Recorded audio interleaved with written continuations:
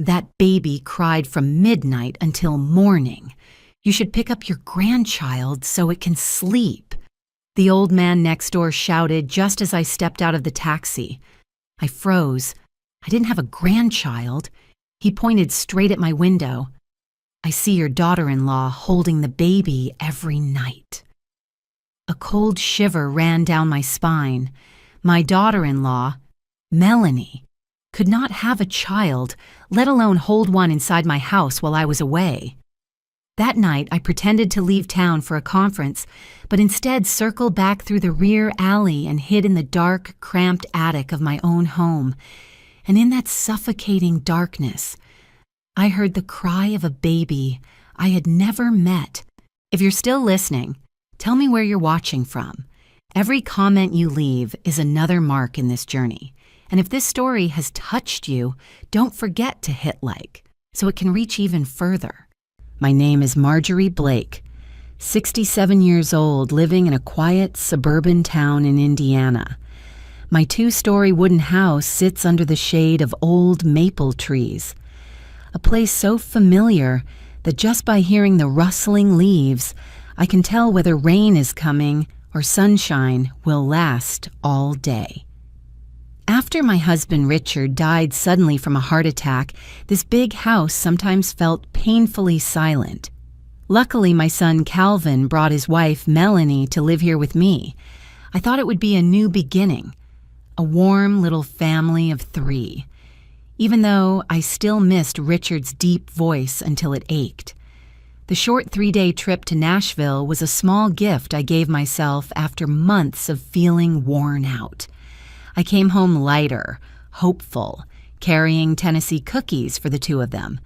But just minutes after stepping onto the cracked concrete in front of the house, every bit of peace shattered like a glass falling off a marble counter. I pulled my suitcase across the yard, my hands trembling. Mr. Harris, the old neighbor, wasn't the type to gossip. He was gruff but kind, and he hated noisy kids more than anything. But what he told me, each word felt like a freezing stone in my bloodstream. I unlocked the door. The latch clicked like always, but everything inside felt wrong. No TV on. No Calvin calling, "Mom, are you home?" No smell of Melanie's weekend baking. Only one thing, an unnatural stillness. Melanie appeared from the living room holding a home decor magazine. The moment she saw me, she jolted, dropping the book. "Oh, you're home already? I thought you weren't coming back until tomorrow." Her voice trembled.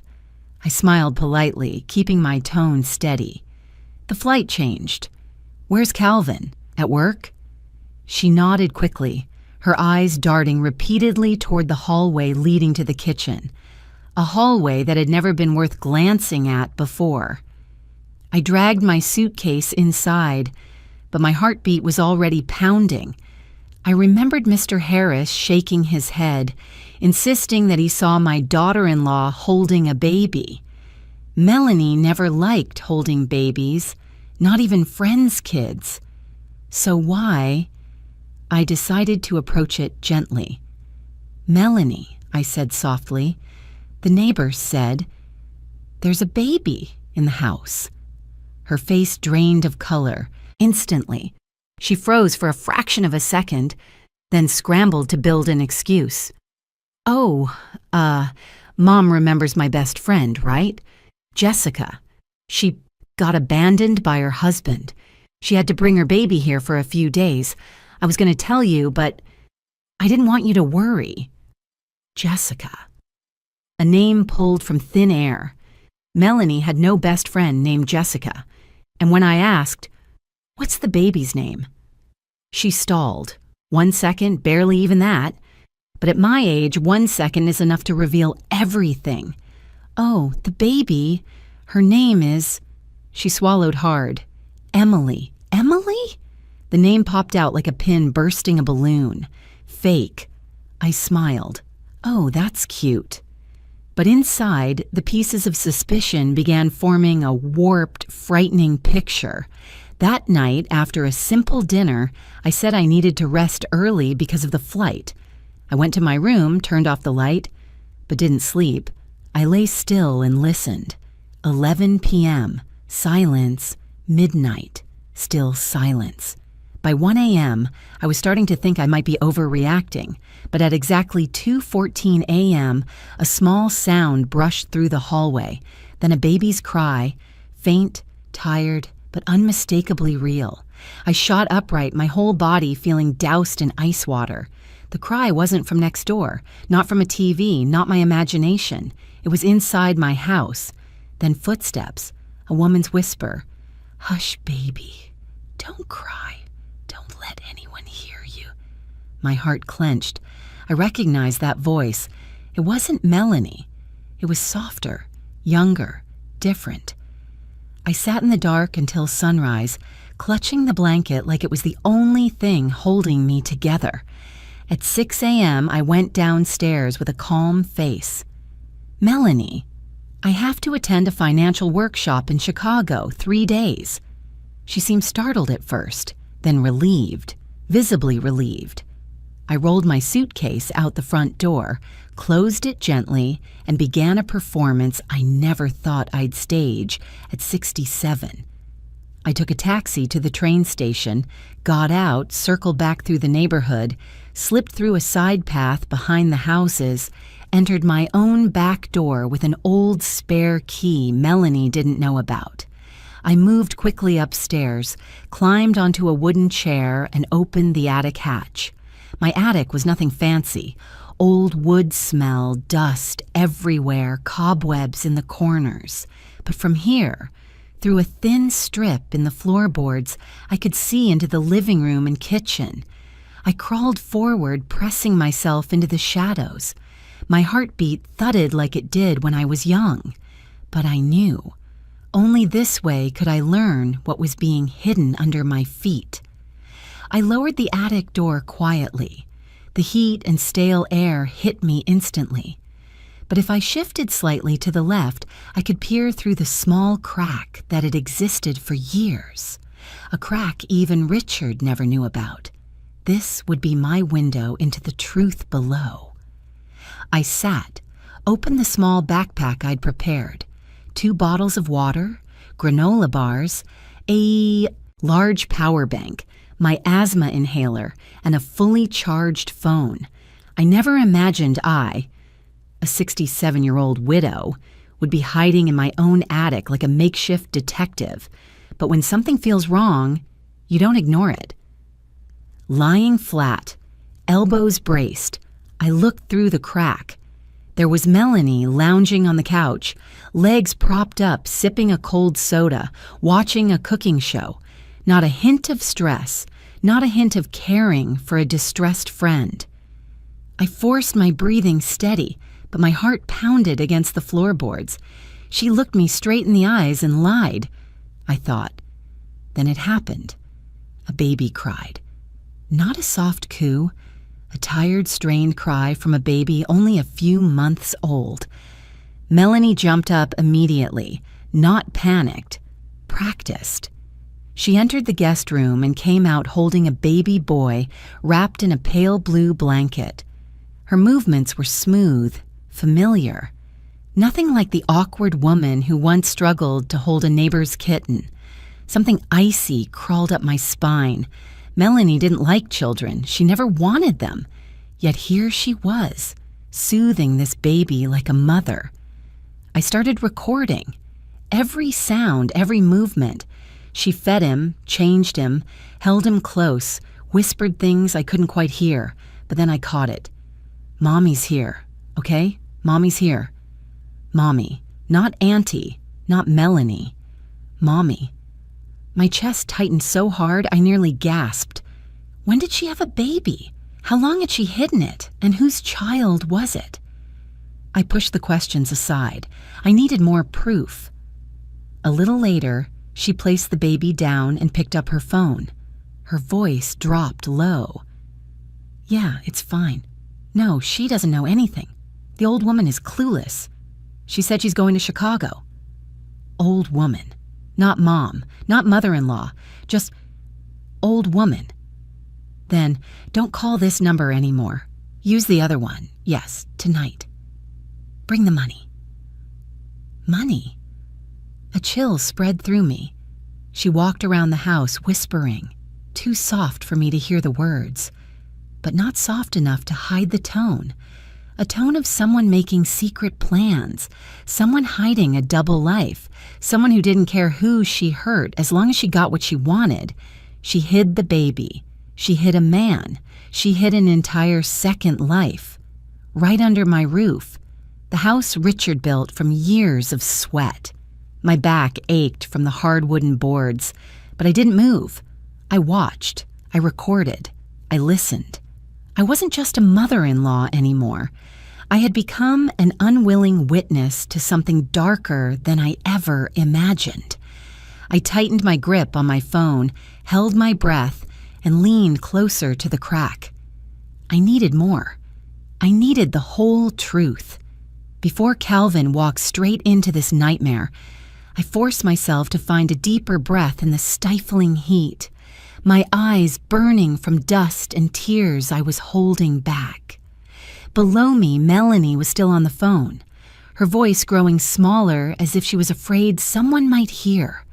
Words like, "Tonight, don't come early, hold him gently, don't let anyone see," sent another cold wave down my spine. I knew I had stepped onto a road with no way back, and the most frightening part was this. I had only seen the surface of the truth. Underneath it, there could be a storm I wasn't ready to name. I stayed silent in the attic until the clock downstairs struck 2 in the afternoon. The air grew thicker by the minute, hot as if the whole roof were breathing down my back. Every time I shifted, the wood beneath me creaked sharply, forcing me to stop breathing so I wouldn't be discovered. But the more I endured, the more certain I became. Something was unfolding down there that my son, Calvin, knew nothing about. Around 2:30, I heard the closet door open.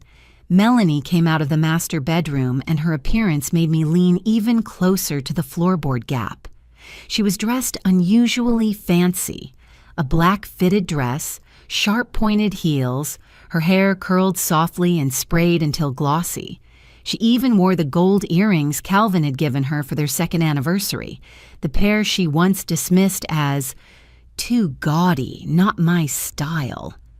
I watched her reapply lipstick, glance at herself in the mirror, then grab her handbag.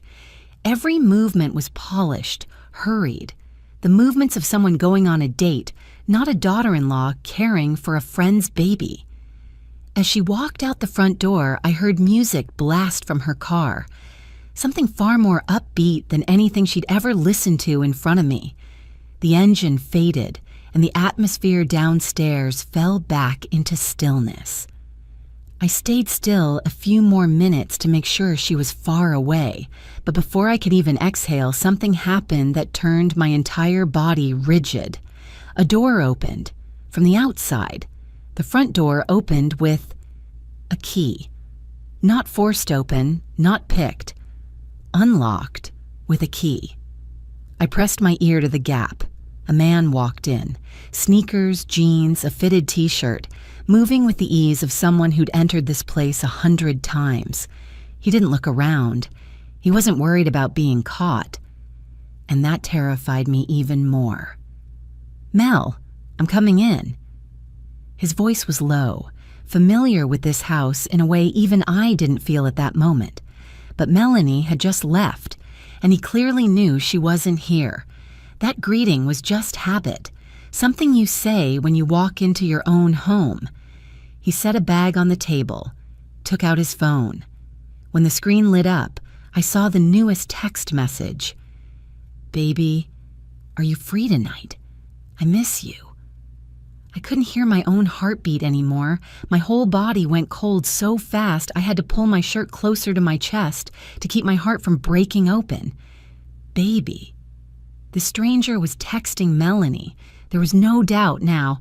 Melanie was having an affair. He walked straight to the guest bedroom where the baby was sleeping. When he opened the door, the child let out a small sound, then quieted as if Recognizing him, the man lifted the baby with perfect ease, even more naturally than Melanie. "Daddy's here. Be good today, okay?" He spoke with a tenderness and familiarity that sent a ringing through my skull. This child wasn't someone's temporary baby, not a foster child, not a friend's. There was only one possibility left, one I refused to say even in my own mind. The man cuddled the baby boy, brushing his nose lightly across the child's forehead. The baby quieted instantly, tiny hands grasping the man's collar like it was the safest place in the world. I even heard him laugh softly, the laugh of a real father. My hands shook so violently I almost dropped my phone, but I forced them steady and switched to video mode. I recorded every movement, every word, every embrace, illuminated only by the weak light filtering up from downstairs. Suddenly, his phone rang. He shifted the baby to his left arm, answered quietly, "Yeah, she left." "No, no one's home. Yeah, see you tonight." I held my breath. Melanie. No one's home, meaning he regularly came here when I wasn't around. He set the baby down, pulled a bottle from his bag, poured formula into a glass container, shaking it while continuing his hushed call.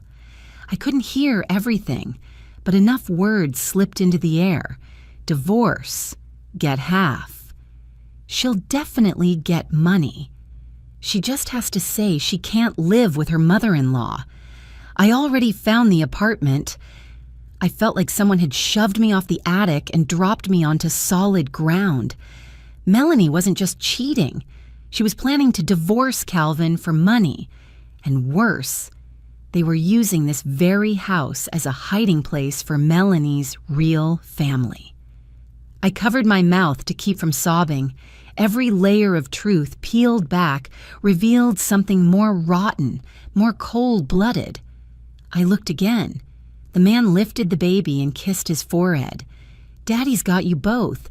Mommy just has to deal with that dumb husband a few more weeks." Dumb? Husband? They meant my son. My heart didn't hurt anymore. It felt hollow, frozen. I kept filming, even though my hands were numb. I needed evidence.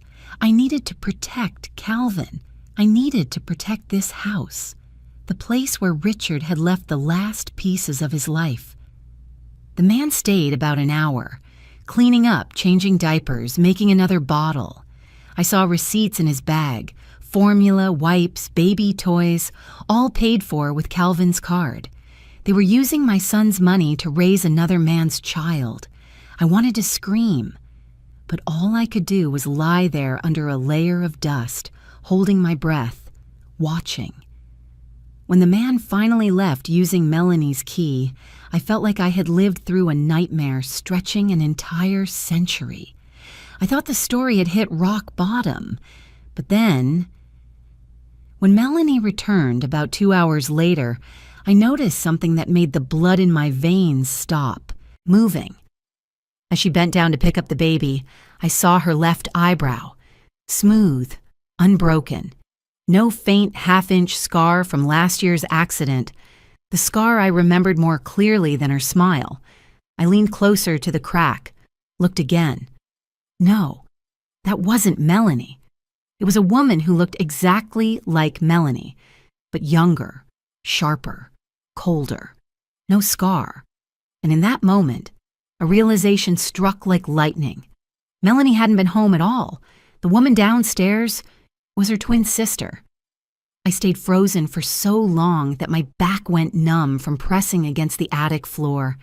The heat felt like a stiff, dry blanket wrapped around me, but my body barely registered any of it.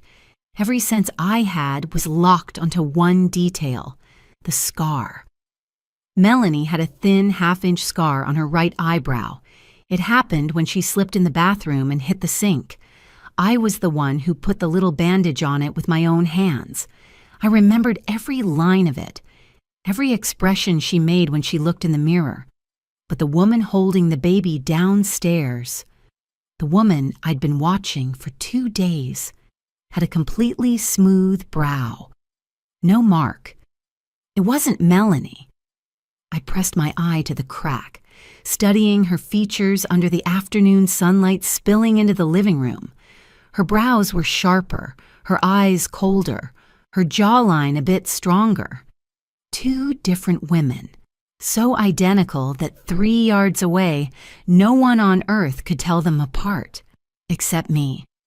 I felt my body grow colder as the terrible idea formed fully. I forced myself to breathe evenly so I could keep watching.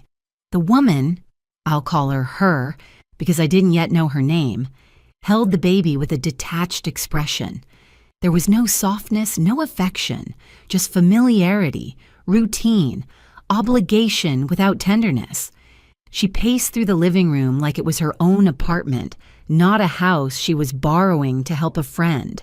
Nothing about her suggested temporary. Everything suggested ownership.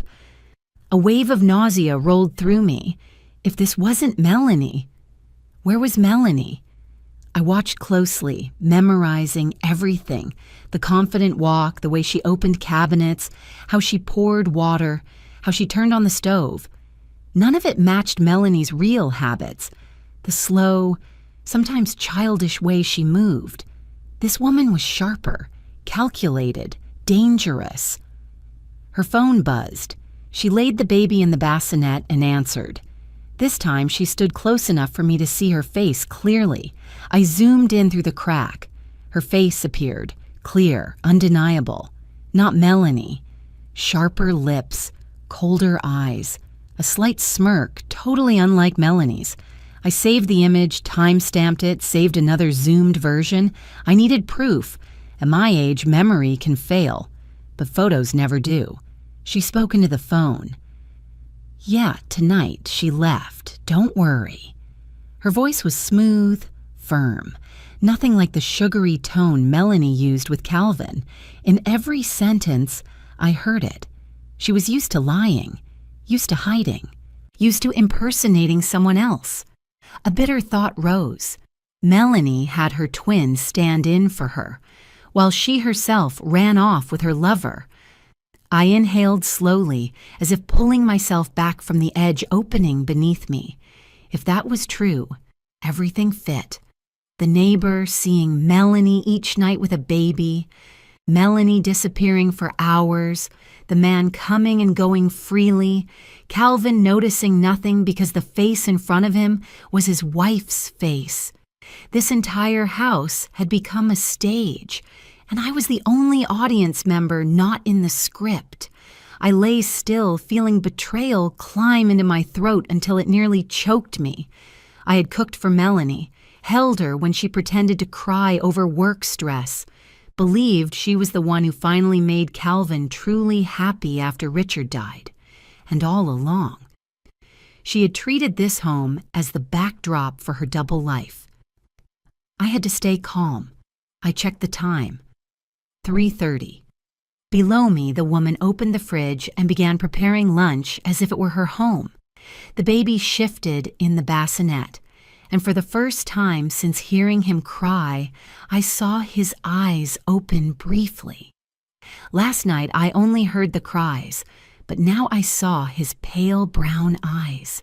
He was too young to understand anything, too innocent to know he was lying in the middle of so many layers of adult wrongdoing. I opened my phone again and reviewed the videos and photos I'd taken. I enlarged the woman's face. No scar. Eyes slightly longer than Melanie's, cheekbones higher. I saved another version. This isn't Melanie, I whispered to myself, as if saying it aloud gave the truth the weight it needed for when I faced Calvin later. But I couldn't confront anyone yet. Not now. If I accused her too soon, the real Melanie would have time to erase every trace, and the woman downstairs would have reason to disappear, taking the baby and any evidence with her. I had no idea how far they were willing to go, and I couldn't risk Calvin's safety over a premature confrontation. I needed more. I needed to understand their plan. I needed to know how long they had been doing this.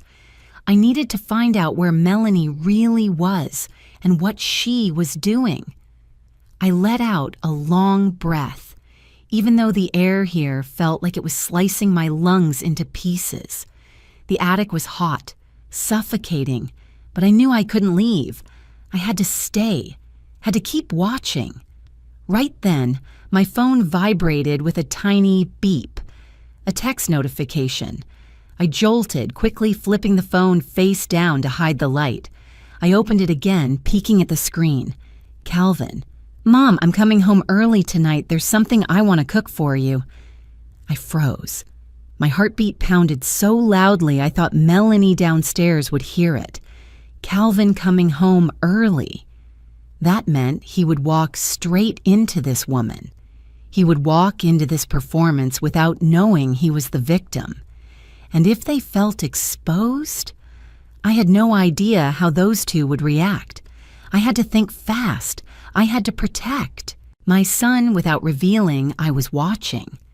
But right now, through the crack in the floor, I saw the woman shaking a bottle of milk, soothing the baby while wearing a cold smile. A smile that didn't belong to the Melanie I once knew. I gripped my phone, feeling as if I were holding Calvin's life in my hands. That message was a reminder. I didn't have much time left.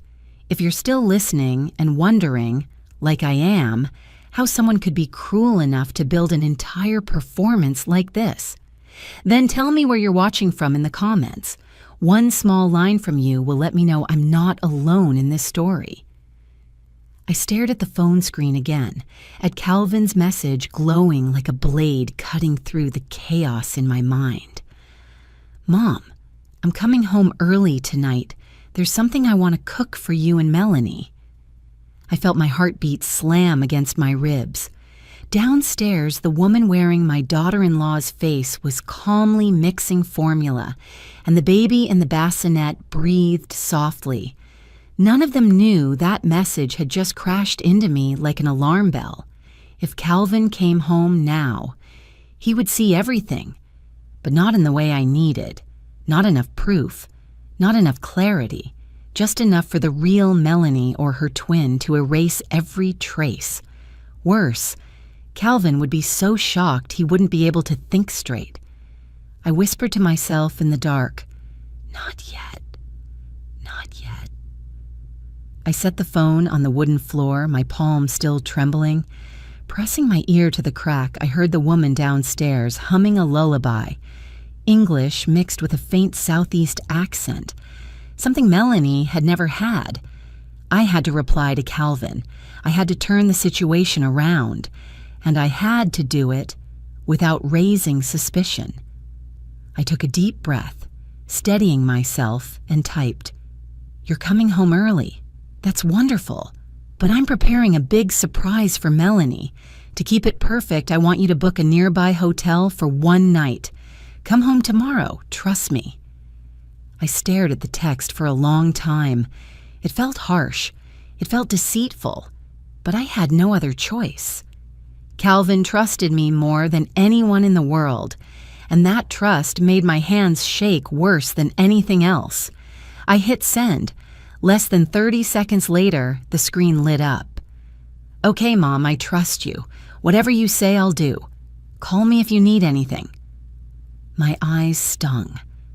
A mother never wants to use her child's trust to set a trap. But this time, that trust was the shield protecting him from the betrayal creeping through this house. I switched the phone to silent mode, placed it face down, and looked again through the crack. At the artificial life unfolding below, unaware they were being watched. The strange man, the baby's father, had returned to the living room. He set a large paper bag on the table. Diapers, wipes, formula, brand new toys with tags still on. I recognized the supermarket logo Calvin always used for household shopping. Calvin's money, Calvin's card, Calvin's house, and the woman with his wife's face. but not his wife. I clenched my fists until my nails cut into my skin. The man bent down to change the baby's diaper with the ease of a seasoned father. He wasn't rushed, fumbling, or nervous. He gently talked to the child. "Easy there. Mommy's coming back soon." Mommy? Did he mean the woman downstairs? Or the real Melanie? I didn't know, but that word slid into my mind like another puzzle piece clicking into place. I turned on the camera, recording every move, every word. The baby kicked its legs, giggling softly when lifted. The man held him with genuine affection, kissing his head. I hit record on the audio too. In my mind, the story began connecting. The real Melanie had run off with her lover, likely this man. The woman in the house, probably her twin, was here to fool the neighbors. They wanted Calvin to believe Melanie was home, gentle, busy, still living as his loving wife. And when Calvin returned, they would strike, divorce, split assets, take the house, maybe even more. By nearly 11 p.m., warm yellow lights glowed downstairs. The man, I'd heard the fake Melanie call him Evan, sat on the sofa scrolling his phone while she rocked the baby. I overheard them whisper, "Melanie sent you the money already, right?" "Yes. She said she'll send more after the trip." "Are you sure? We're taking a big risk." "Don't worry. Once she divorces, she'll get half the house. She promised she'll take care of us. Evan, just hold on a little longer." My blood froze like it had been plunged into ice. The real Melanie, my daughter-in-law, was paying her sister to come into my house, impersonate her, care for the child she had with another man, while Calvin worked himself to exhaustion to support their family. The woman lowered her voice. "She's coming back tomorrow. You have to clean everything. Not a single trace left." "What about the mother-in-law?" Evan asked. "She's naive. She won't suspect anything. Let her believe Melanie's babysitting her friend's kid. Once everything's done, she can't do anything." I bit my lip to stop the sob. Naive. Can't do anything? I had treated Melanie like my own daughter, and she talked about me like that? I recorded their entire conversation. Every second was a rope tightening around their scheme. Near midnight, Calvin texted again, "Mom, I booked the room. I'll wait for your signal tomorrow." I placed my hand over my heart and inhaled. Calvin was ready, and I was ready for the final reveal. I opened a draft message and typed, "Come home the moment I send the letter H." I didn't send it. I left it open, ready at the edge of my screen. Just one swipe, one tap, and the truth would explode inside this house. I looked down. Evan and the woman were cleaning up the baby's things, preparing for the real. Melanie's return. A woman I knew would arrive with a face full of victory. Tomorrow, everything would be exposed, but not in their way, in mine. I lay down, angled the camera, and propped my phone on a pair of old shoes. Dust drifted around me as the night breeze slipped through broken roof tiles. I closed my eyes for a few minutes, but I didn't sleep. My body ached. My throat was dry, but my mind was razor sharp. Tomorrow, my son will learn who his wife really is, but not in the cruel way they planned. I would choose the moment. I would pull the final curtain. I would keep Calvin standing. Below, footsteps echoed lightly. The fake Melanie checked the doors. Evan lifted the baby and turned off some lights. In that moment, I knew I was no longer the weak mother-in-law sleeping in the living room like they thought. I was the one they never saw coming, the one watching everything from above, the one holding the key to the pit they dug. And tomorrow, the real Melanie would walk into the very house she planned to steal, and she would find me standing there with the truth in my hands. I barely slept for a few minutes in the thick darkness of the attic. The air pressed against my face like a coarse cloth, but I wouldn't allow myself to drift off. Every small sound from downstairs made my body jerk. I couldn't miss a single moment, not when today was the day the real Melanie returned. Around 4 p.m, a taxi engine rumbled in the driveway, slow, dragging, and familiar enough that I recognized the crunch of wheels on gravel, the sound Calvin jokingly called the afternoon greeting whenever he came home late. But this time, the person stepping out wasn't my son, a tall figure with tied-back hair, sun-browned skin, and a gait far too confident to be a visitor. I crawled closer to the crack, controlling my breath. The real Melanie was home. She wore a sea-blue maxi dress with a slit, her wrists glinting with gold bracelets, a brand-new designer bag on her shoulder, the kind Calvin could never afford. She glanced around the yard like she was checking the safety level before entering. Her eyes behind the sunglasses scanned every corner, careful, calculating, cold. The front door opened from inside. The woman impersonating her rushed out, face tight with worry. The two sisters stood face to face like mirror images, except for one thing. The real Melanie's eyes were sharp as a blade, while the other woman's eyes were timid. Melanie removed her sunglasses and immediately shoved a thick envelope into her sister's hand. Her voice was low but cutting. Even through the floorboards, I shivered. "Here, your share. Don't complain. We agreed." The woman pretending to be Melanie quickly hid the envelope inside her jacket, as if even the air could expose her. The envelope was thick, proof they'd done this more than once. I tightened my grip on the phone and kept recording. Melanie stepped inside, and instantly disgust washed over her face. She couldn't hide it. The house smelled like a baby. Formula, powder, plastic toys. She wrinkled her nose like she'd stepped in filth. "Where's Evan?" she asked. The man appeared from the kitchen, looking awkward. He didn't hug her, didn't smile, didn't greet her warmly, the opposite of how he was with the baby or the twin. They exchanged a bland nod. That told me everything. The baby wasn't Melanie's. Only the twin and the man belonged to this real family hiding in my house. Melanie glanced at the baby's bassinet with visible disgust.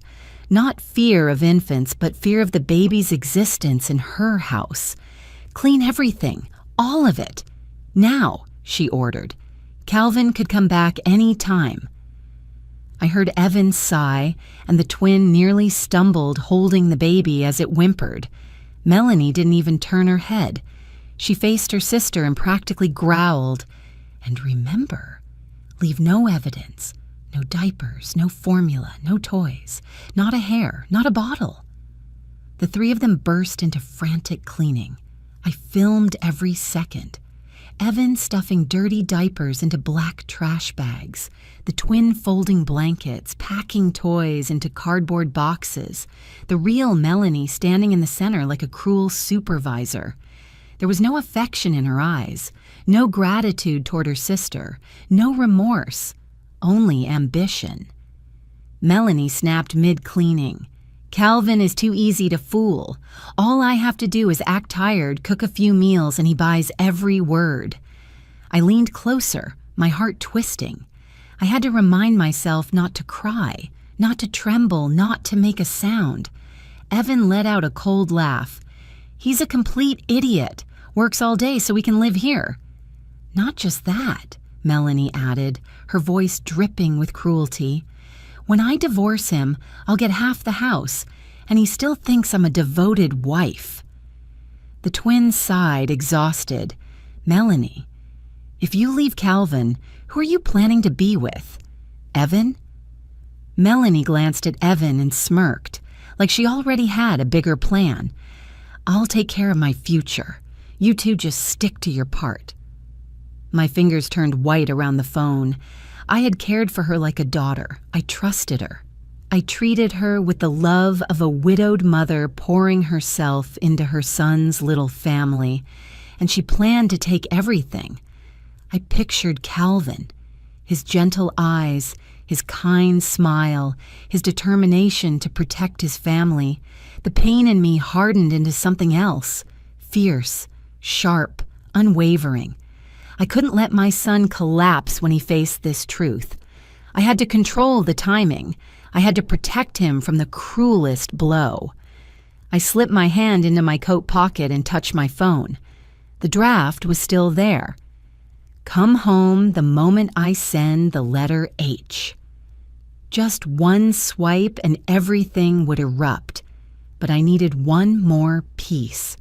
One final detail that would lock their lies shut. Melanie walked into the kitchen, opened the fridge, and grimaced. "This milk smell is awful. Throw everything out." Her sister hurried. I already sprayed the room. I washed the mattress. I cleaned the baby's sleeping spot. Melanie sighed like she was speaking to a servant. "Do it again. I don't want anyone to know a baby was ever here." Then she said something that almost made me drop the phone. "Calvin is too soft. If he sees baby stuff, he'll think I'm hiding someone's child. Or worse, he'll want to adopt it. I don't want any burden." Those words weren't just confession. They were motive. Cruel motive. Contempt distilled to its purest form. I looked down again. Evan held the tired baby, patting his back. The infant rubbed his face against his father's shoulder, worn out from being shuffled around. The twin carried a huge trash bag, and the real Melanie, the woman I trusted, stood there as the architect of this entire scheme. I nodded to myself. It felt like I had just closed the final report of my investigation. I had everything: footage, audio, statements, actions, money exchange, the divorce plan, their contempt for Calvin, their contempt for me. I lifted the phone, my finger hovering over the draft message. Calvin was waiting for my signal, and I had waited long enough. But I needed just one more detail. I needed to see the real Melanie's face up close, under the clearest light. That would be the final piece of proof. The thing that separated her completely from her twin. I pressed my eye to the crack again, holding my breath tight in my chest. Below, the real Melanie bent down to tighten the straps on her sandals, her hair falling to one side. No scar. Even eyebrows, smooth skin, cold eyes, a mouth shaped like a blade. I hit record, held the camera steady, saved the file. Done. My heartbeat slowed but grew heavier. I wasn't shaking anymore. It was time. I pulled up the draft message. My finger hovered exactly where it needed to be. "Get ready, son. Wait for my signal." Calvin replied in less than 2 seconds. "I'm ready." I looked down at the house, at the 3 people desperately trying to erase every trace of their wrongdoing. I saw Melanie's real face turn toward the window, the afternoon sun sliced across her features, sharp, cruel, unrepentant. I closed my eyes for a few seconds, and I knew. The moment of reckoning was very, very close. I held my phone, my fingers trembling with a mix of fear, fury, and something older, a kind of resolve only a mother pushed to her limits could possess. Below, those 3 truly believed they had erased every sign of what they'd done. They sat resting, drinking water, exhaling like they'd just cleaned a rental unit, not covered up a family crime. This was the moment. I opened the message and sent it. "Calvin, come home now." No emoji, no explanation, no softening. All he needed to understand was this. His mother was calling, and this time it wasn't about dinner. I held the phone in my hand and listened to every sound below. The woman pretending to be Melanie was untying the baby's bib, while Evan ran a hand through his messy hair. The real Melanie sat cross-legged on the sofa, face glued to her phone as if the only thing that mattered were her own messages, not the child lying in the house of the husband she planned to betray. "It's all set," she said smugly. "Calvin will never figure it out."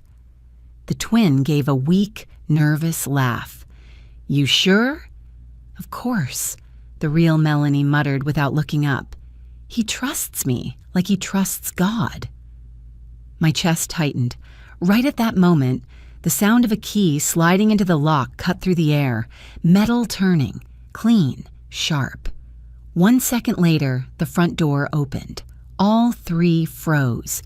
Calvin stepped inside, his face still bright with the excitement of surprising his wife. He held a bouquet of tulips, her favorite, and the smile spreading across his face suddenly died. Because right there in front of him, two Melanies, two identical women standing in his living room, one holding a baby, one sitting on the sofa, hair perfect, new dress, heavy makeup. Calvin stared, blinking rapidly, then looked around the house. Two of you?" he choked out, his voice strangled. The bouquet slipped from his hand and hit the floor.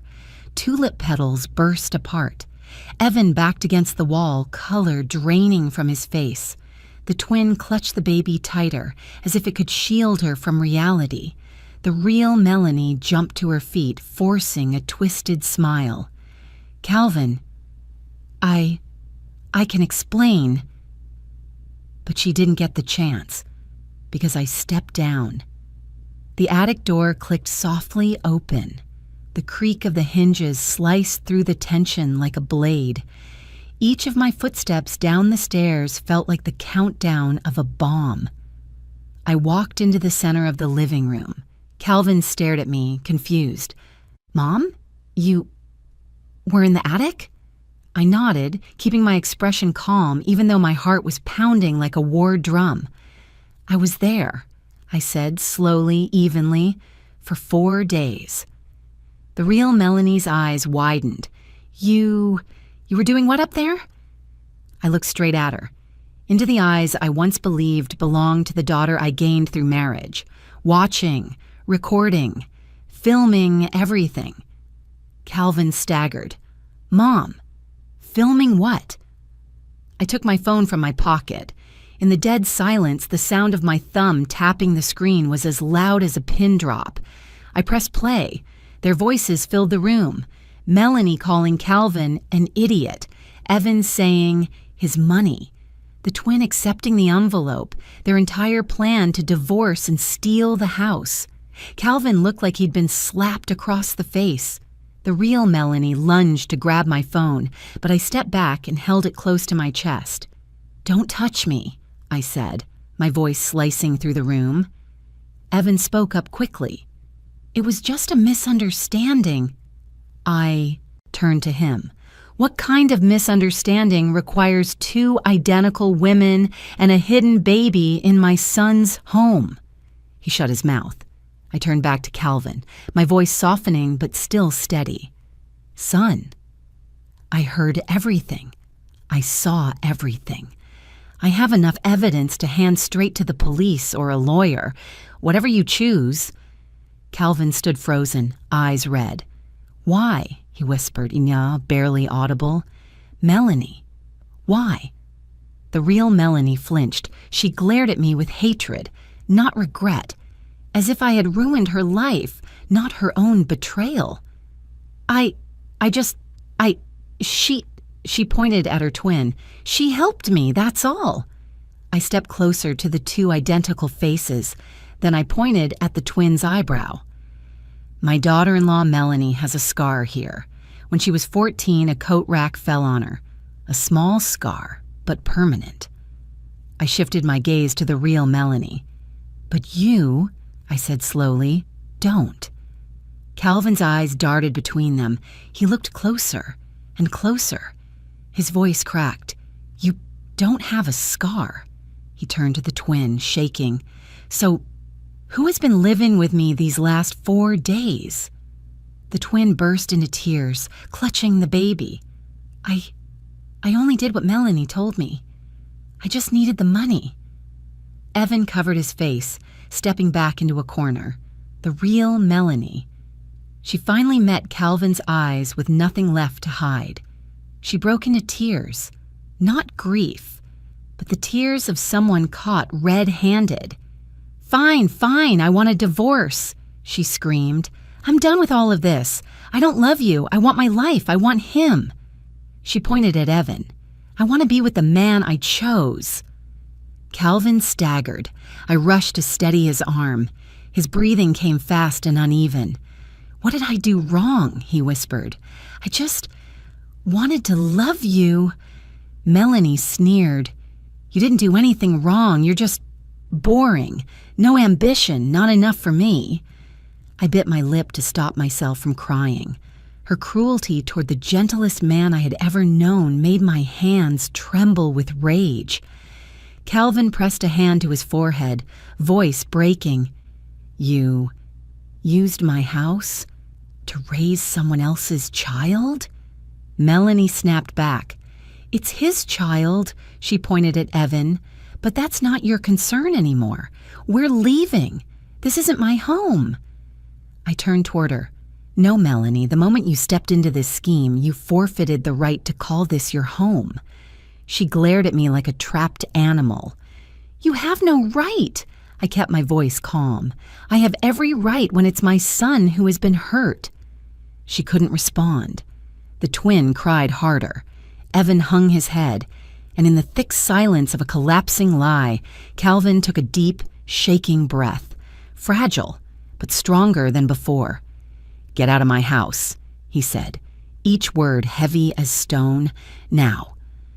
All three stared at one another in panic. I stood beside my son, holding his hand, and I knew this moment wasn't just the end of their scheme, it was the moment Calvin was finally free. I hadn't even caught my breath yet when the woman pretending to be Melanie clutched the baby tightly to her chest, whispered something to Evan, and the two of them scrambled toward the back door. Neither of them dared look at me or Calvin. They just wanted to get out of the house as fast as possible, like ghosts exposed under broad daylight. I heard the back door close with a sound so soft that if every nerve in my body hadn't been stretched tight, I might not have realized they were gone. No baby, no Evan, no more performance left to save the situation. Only the real Melanie stood in the middle of my living room, her face twisted after having the mask she'd worn for so long ripped away. She trembled, then suddenly jabbed a finger at Calvin, as if he were the one who caused every disaster she had brought upon herself.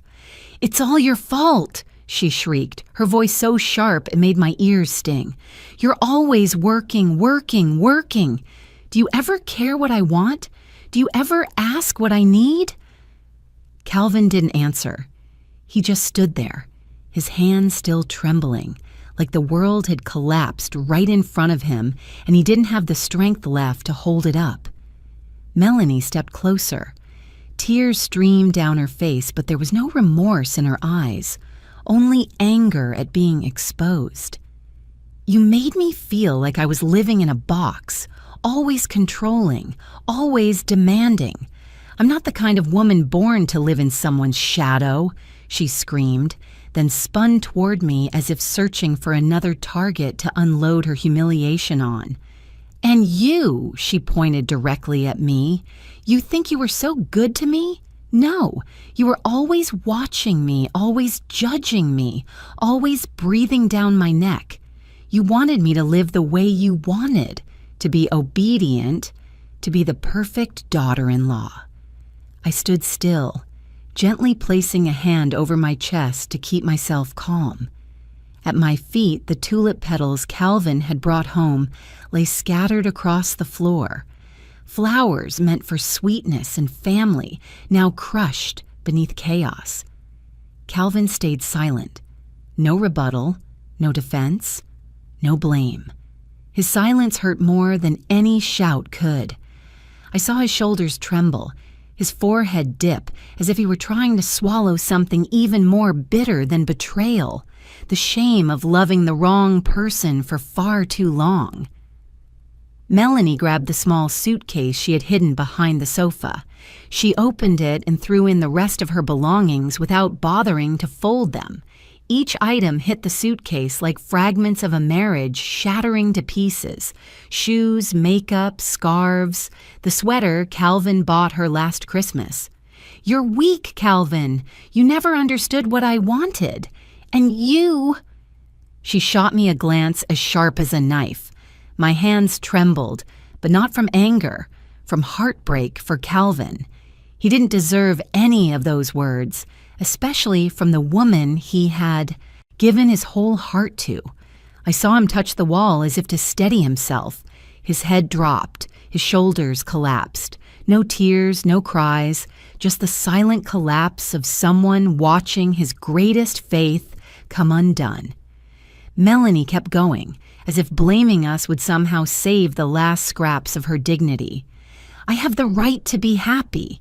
I have the right to find a man who truly loves me. I have the right to live my own life," she shouted, her voice hoarse. Not from grief for Calvin, but from the humiliation of being unmasked. She dragged the suitcase to the door, then turned back one last time. This house, this marriage, it was all a prison. No one answered her. She opened the door. The afternoon sunlight cast her shadow long across the floor. She walked out with stiff shoulders, not the proud posture of a winner, but the rigid stance of someone defeated, clinging to the remnants of her pride. The door slammed shut. In the wide room, only Calvin and I remained, wrapped in a silence heavy as stone. Calvin collapsed to the floor, like a child who just lost the thing he trusted most, like a man who didn't know how to face this kind of fall, like someone trying to breathe but unable to. I walked over and sat beside him. Tulip petals lay scattered around us, crushed and torn like Calvin's own feelings. I placed a hand on his shoulder. He lifted his face to me, eyes red and full of pain. "Mom, I was stupid, wasn't I?" His voice cracked. I shook my head and pulled him into my arms like I used to when he came home bullied in grade school.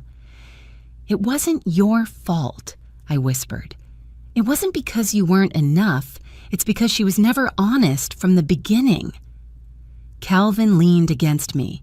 His breath came hot and uneven, like someone who had just run through a long war.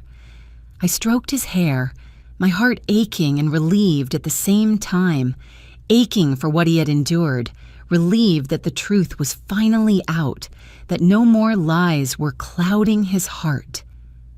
"Mom," he murmured weakly, "I don't know what to do." "You don't have to do anything," I said. "Just breathe. Let it pass.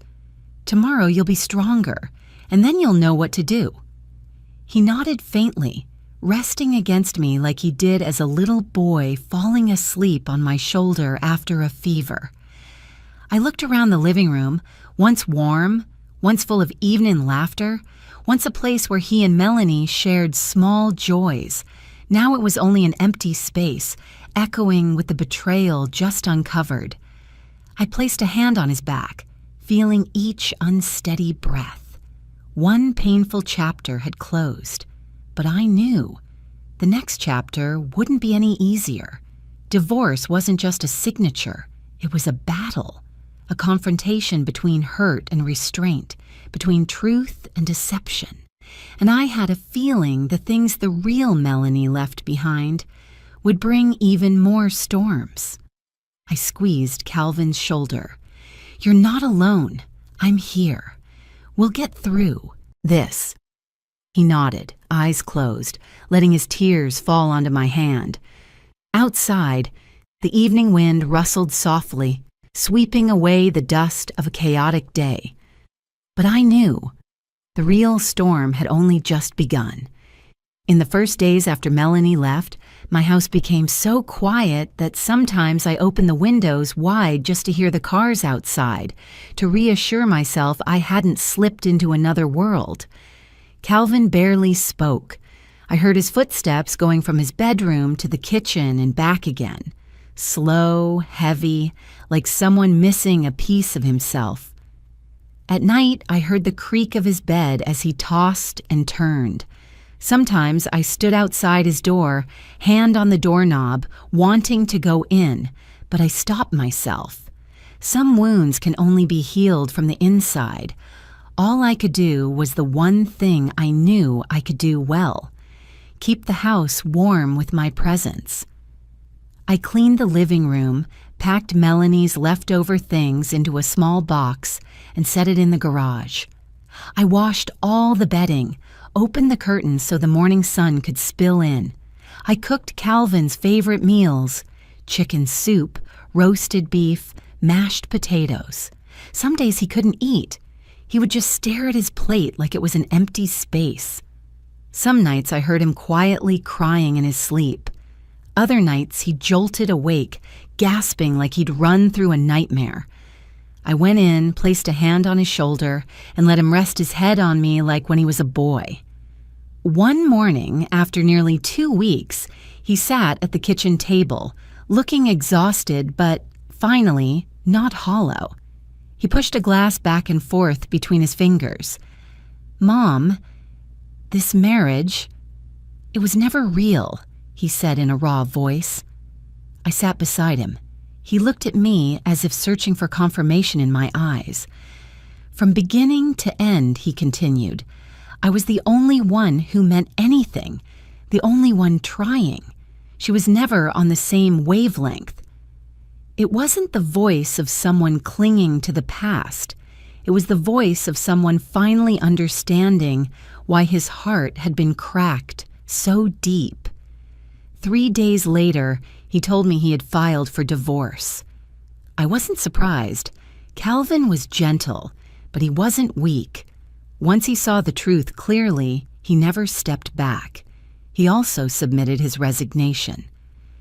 I remember the moment he stood in front of the mirror, removing the tie he'd worn nearly every day for 8 years. He set it on the bed, touching it one last time, like a farewell ritual. "Mom, I don't want that environment anymore," he said.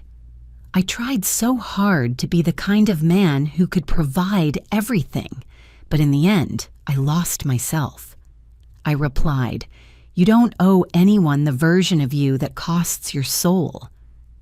A week later, he found a new job at a supermarket 10 minutes from home.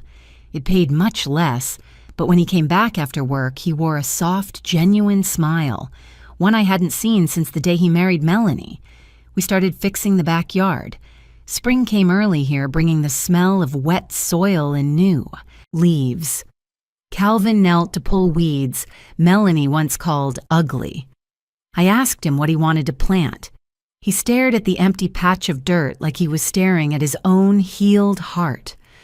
"Whatever flowers you like, Mom." My throat tightened again. In the evenings, instead of hiding in his room, Calvin sat with me in the kitchen. We cooked simple meals Melanie once mocked as boring. Calvin began smiling again, small, brief smiles, but real. Each one made my chest lighten a little. One night he said, "Mom, I think I finally slept 4 hours straight." I had to pause and breathe before I could answer. He cared more about his hair, his clothes, wiping the table, making tea before bed. Little things that had disappeared when he spent all his energy trying to satisfy a wife who never intended to appreciate him. One afternoon, while I was picking vegetables in the yard, he stood beside me holding a watering can. He looked at the tiny carrot sprouts breaking through the soil, then sighed, the relieved sigh of someone slowly reclaiming himself. "I thought I was going to fall apart, Mom," he said. I looked at him, my hands smelling of earth. "You didn't fall apart," I replied. "You're just standing up a little slower." He lowered his head and smiled faintly. But even with those glimmers of light, the emptiness hadn't completely left. Sometimes he stood by the window for a long time, staring at the front yard as if checking whether life was moving forward. Sometimes he stopped mid-step, holding a plate and forgetting what he meant to do with it. Sometimes he sat on the porch, listening to the leaves rustle, needing the quiet to rest his heart. I didn't push him. I let him heal at his own pace. One rainy evening, after dinner, there was a knock at the door. Not urgent, not loud, but persistent. 3 knocks, hesitant, then 3 more. My spine chilled, not in fear, but in recognition of something inevitable. Calvin put down the dish he was drying. I set the towel aside. We exchanged a look. The rain poured harder outside. A 4th knock. We both froze. "Mom." "Who would come at this hour?" he asked. I didn't answer. A heavy, uneasy intuition settled into my chest. Calvin stepped toward the door. I followed him. He grasped the doorknob, hesitated a second, then opened it. A cold gust of wind blew into the house, and with it, a thin, soaked silhouette standing on the steps. It took me a few seconds to recognize her, not because she was unexpected, but because nothing about her resembled the proud Melanie I once knew. She was drenched head to toe. Her hair hung in tangled clumps across a face pale and bare without makeup. Her designer dress was torn. Her clothes clung to her like a second skin. One heel remained, the other gone. No purse, no jewelry, no touch of glamour left. She looked like she had walked through a storm, not just of weather, but of fate. She opened her mouth, but only a trembling breath came out before she collapsed to her knees on our doorstep. "Calvin," she whispered, her voice breaking like the wind itself. "Please, help me." Calvin stood still, his hand frozen on the door. I watched his expression twist, pain, shock, and above all, exhaustion. Melanie braced herself on the step, rain dripping off her chin. She lifted her swollen eyes to him. "I'm sorry. I'm truly sorry," she choked out, reaching weakly for his pant leg. "I have nowhere to go." Calvin stepped back half a pace. He didn't push her hand away, but he didn't bend down either. He just watched her like a stranger. I stood beside him, silent. Some choices a mother cannot make for her son. Melanie tried to stifle her sobbing, but suddenly burst into a raw, jagged cry. "He left me," she wailed. "Evan left me. The moment my money was gone, he blocked my number, disappeared, didn't leave anything. Not a word." Calvin frowned. Maybe he wasn't surprised, but hearing her admit it out loud made the air even heavier. Melanie's hands clenched together, her nails pressing into her skin until they turned white. "I went to her house. I thought at least our family would still stick together." She gasped, her voice shaking. "But she wouldn't take me in. She said I only use people. Said I only call when I need something. Then she slammed the door in my face." Her shoulders dropped, rain mixing with her tears. "I don't have a home. I don't have friends. I don't have anything left." I looked at her. The woman who once hurt my son, who once stood in this very house with cold pride, now kneeling on my tile floor, tattered like a wet leaf, blown down in a storm. There wasn't even a flicker of satisfaction in me, only a deep sadness, the kind that comes when you realize everything that never needed to happen happened anyway, and none of us won. Calvin finally spoke, his voice low and worn, like he had walked a long, hard road. "Melanie," he said slowly, "where's your lover?" The question sliced straight through the air. Melanie burst into louder tears, her voice twisting. "He doesn't want me anymore. When I told him I had no money left, He took everything, my ring, my purse, then pushed me out of the car. I was such a fool. Calvin tightened his grip on the door frame, but instead of anger, there was a heartbreaking kind of understanding in his eyes. Melanie bowed her head, her shoulders trembling. Calvin, I'm sorry. I thought I could have a better life. I thought his love was real. I thought I deserved more. But in the end, I have nothing. She looked up, her eyes full of water. Please, don't leave me out here in the rain. Calvin exhaled. It was a long, tired breath, the kind that made my own chest tighten. Then he knelt so he was at her eye level, but still kept a small distance, like a line he no longer wished to cross. Melanie, he said, his voice strangely calm, I don't hate you. She lifted her face, stunned. He continued, I don't want you dying out on the street. I don't want you spending the rest of your life paying for one mistake. Melanie sniffled, her hands gripping his pant leg harder, as if trying to hang onto her last thread of hope. I don't hate you, Calvin repeated softly, but I'm not going back. She froze, as if his words had taken the remaining breath out of her chest. Calvin stood up and gently helped her rise from the cold, wet floor. I know a place that might take you in, he said. The church kitchen. They need helpers. The pay isn't much, but it's steady. They also have temporary shelter for women in trouble. Melanie opened her mouth, but her voice cracked into an unintelligible sound. Calvin walked inside, grabbed one of his old jackets and draped it over her shoulders. The jacket hung loosely, absorbing the rain right away, but it still shielded her from some of the cold sinking into her bones. He opened the trunk of his car, took out an old umbrella, and waited for her to step down from the porch. Melanie bowed her head deeply, choking out, Thank you. Calvin, thank you. Calvin nodded, saying nothing more. He led her to the car and opened the door for her. Before closing it, he handed her a small tissue. Take care of yourself, he said softly. So softly the rain almost drowned it out. Start over. You still have a chance. The car door shut. Calvin walked around to the driver's side and turned on the headlights, their glow stretching across the curtain of rain. I stood under the porch, watching them through the storm, my heart heavy, but peaceful at the same time. Calvin had chosen kindness, even after being hurt so deeply he almost couldn't stand again. The car rolled down the driveway, leaving a faint trail of light behind in the thick rain.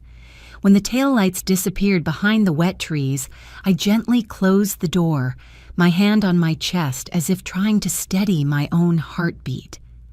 Melanie was gone. Calvin was standing tall, and I knew from this moment forward my son's life was turning to a new page, cleaner, truer, and written by his own hand. After Calvin dropped Melanie off at the place where she could start over, he returned home when the rain had eased, but the cold lingered. I heard the front door open, the sound of him hanging his coat, then his steady but tired footsteps entering the living room. No more shaking, no more panic like the early days, just the exhaustion of someone who had closed an old chapter and was ready to meet the next one. I placed a pot of hot tea on the table, the steam rising softly with the scent of mint. Calvin sat on the worn but comfortable armchair, rubbing his forehead like he was trying to push out the last remnants of everything that had happened. "You're still awake?" he asked, his voice low and gentle. "I was waiting for you," I answered, because it was true. I couldn't sleep knowing my son was driving through the rain with the fragments of his past in the passenger seat. He stared at the cup of tea for a long moment, as if sorting through his thoughts. Then he released a quiet sigh so light it nearly dissolved into the air. Over, he said. I nodded. No questions. No digging into the details. It was enough to know that my son had survived the lowest valley of his life and now was climbing back up. We sat in silence, sharing the warmth of the tea. It wasn't the heavy silence from months before. It was a healing silence, like fresh air slipping into a house after a long winter. The weeks following that rainy night moved slowly, as if the house itself was learning how to breathe again after being suffocated by suspicion and lies. Calvin began his new job, a smaller office, less pressure, fewer late-night meetings. He didn't earn as much as before, but every time he opened the door and stepped inside with a calm, steady look, I knew he had made the right choice. In the mornings, I woke earlier to make coffee. The smell filled the kitchen, familiar yet somehow more peaceful. Calvin would stop by the stove, his hair still messy and his shirt half-buttoned, to pour a little coffee into a travel mug. "I'll be home early," he'd say. And he kept that promise. There were no more long nights of waiting, no more late messages saying he had to stay at the office, no more cold dinners I had to pack away because my son was too exhausted to come home. I realized pain might break us down, but it can also push us onto the path we were always meant to take. Calvin changed little by little. He went out to the garden every afternoon wearing gloves, crouching to tend to the leftover winter plants. I joined him, picking dried leaves and trimming the bougainvillea, listening to the clean snip of pruning shears like a new heartbeat for the house. One day he stopped working, sat down on the damp grass, and tilted his face up to the sky. "You know, Mom," he said, for the first time in years, "I feel like I can breathe." I looked at him. Not the broken man who collapsed on my living room floor months ago, but someone rebuilding himself from the inside out. That gentle rhythm settled into our days like a small bird landing on a branch. Not strong yet, but steady. One afternoon, as I folded laundry in the living room, Calvin walked over and stood in front of me. "Mom," he said, his voice deepening, "you saved my life." I froze. The fabric slipped from my fingers without me noticing. Calvin never expressed feelings easily, but at that moment his eyes were so sincere, it made my throat tighten. "If it weren't for you," he paused, swallowing whatever was stuck in his chest.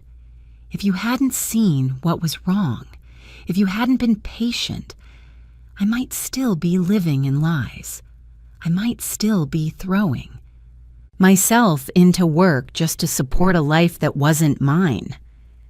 I placed my hand on his chest. "Son," I said softly, "I didn't save your life. I only pulled you out of the flood. You're the one who chose to walk back to solid ground."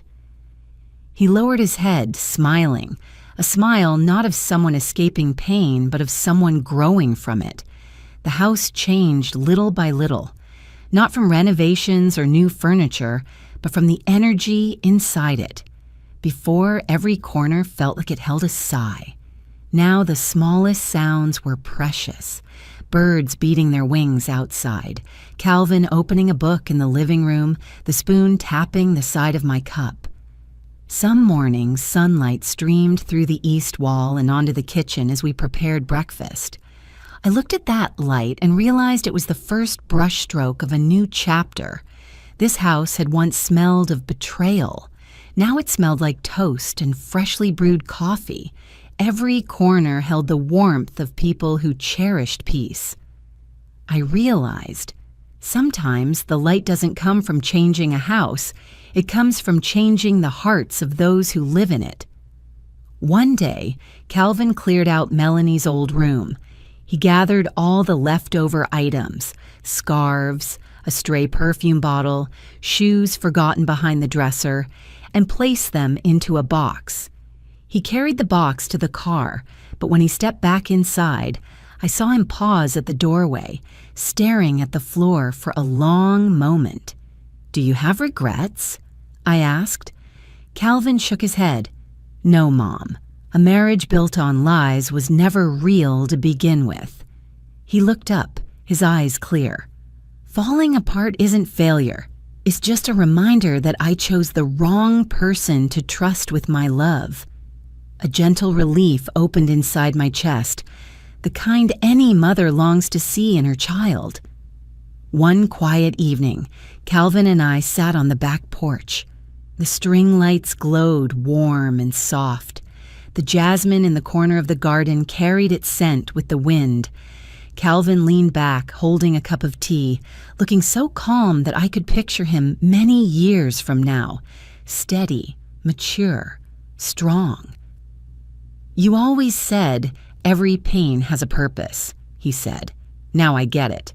No one wants to hurt, but sometimes pain pushes you to the place you're meant to be." I smiled and answered slowly. "Pain doesn't exist to trap you. It exists to guide you back to your rightful path." Calvin set his cup down and leaned his head gently on my shoulder, just like he did when he was a boy. "Thank you, Mom," he whispered, "for seeing what I couldn't." I wrapped my arm around him, watching the warm light sway gently in the breeze. In that moment, I knew clearly. We had walked through the storm, and now we were standing in the calm. I don't know what the future will bring, whether Calvin will meet someone new or open his heart again, but I know this: my son has healed. Not healed by forgetting the pain, but healed by accepting it, growing from it, and no longer blaming himself. We began the next chapter of our lives, not loud or dramatic, but quiet, whole, and true. The light had returned to our home, and this time I knew it would stay. As I write these words, the house is wrapped in the gentle quiet of a late afternoon. Sunlight slips through the white curtains, casting a warm, honey glow across the wooden floor, reminding me of everything we've lived through, things I once thought I could never survive. I share this story not to condemn anyone and not to reopen wounds that have finally closed. I write because I've learned something. Sometimes the darkest shadows in our lives come not from storms or strangers, but from the people we once held close, trusted deeply, and imagined would stay forever. But I also learned this: light works the same way. It comes from the people we love most and from the strength we carry even when we think it's gone. The day Calvin walked through his pain and stood up again, I realized something simple and profound. Loss isn't always the end. Sometimes it's the stone that had to roll off the path so we could finally see the road that truly belongs to us. I think of mothers everywhere, those who suffer quietly, observe quietly, ache quietly for their children. I think of people whose kindness becomes the very gap others take advantage of.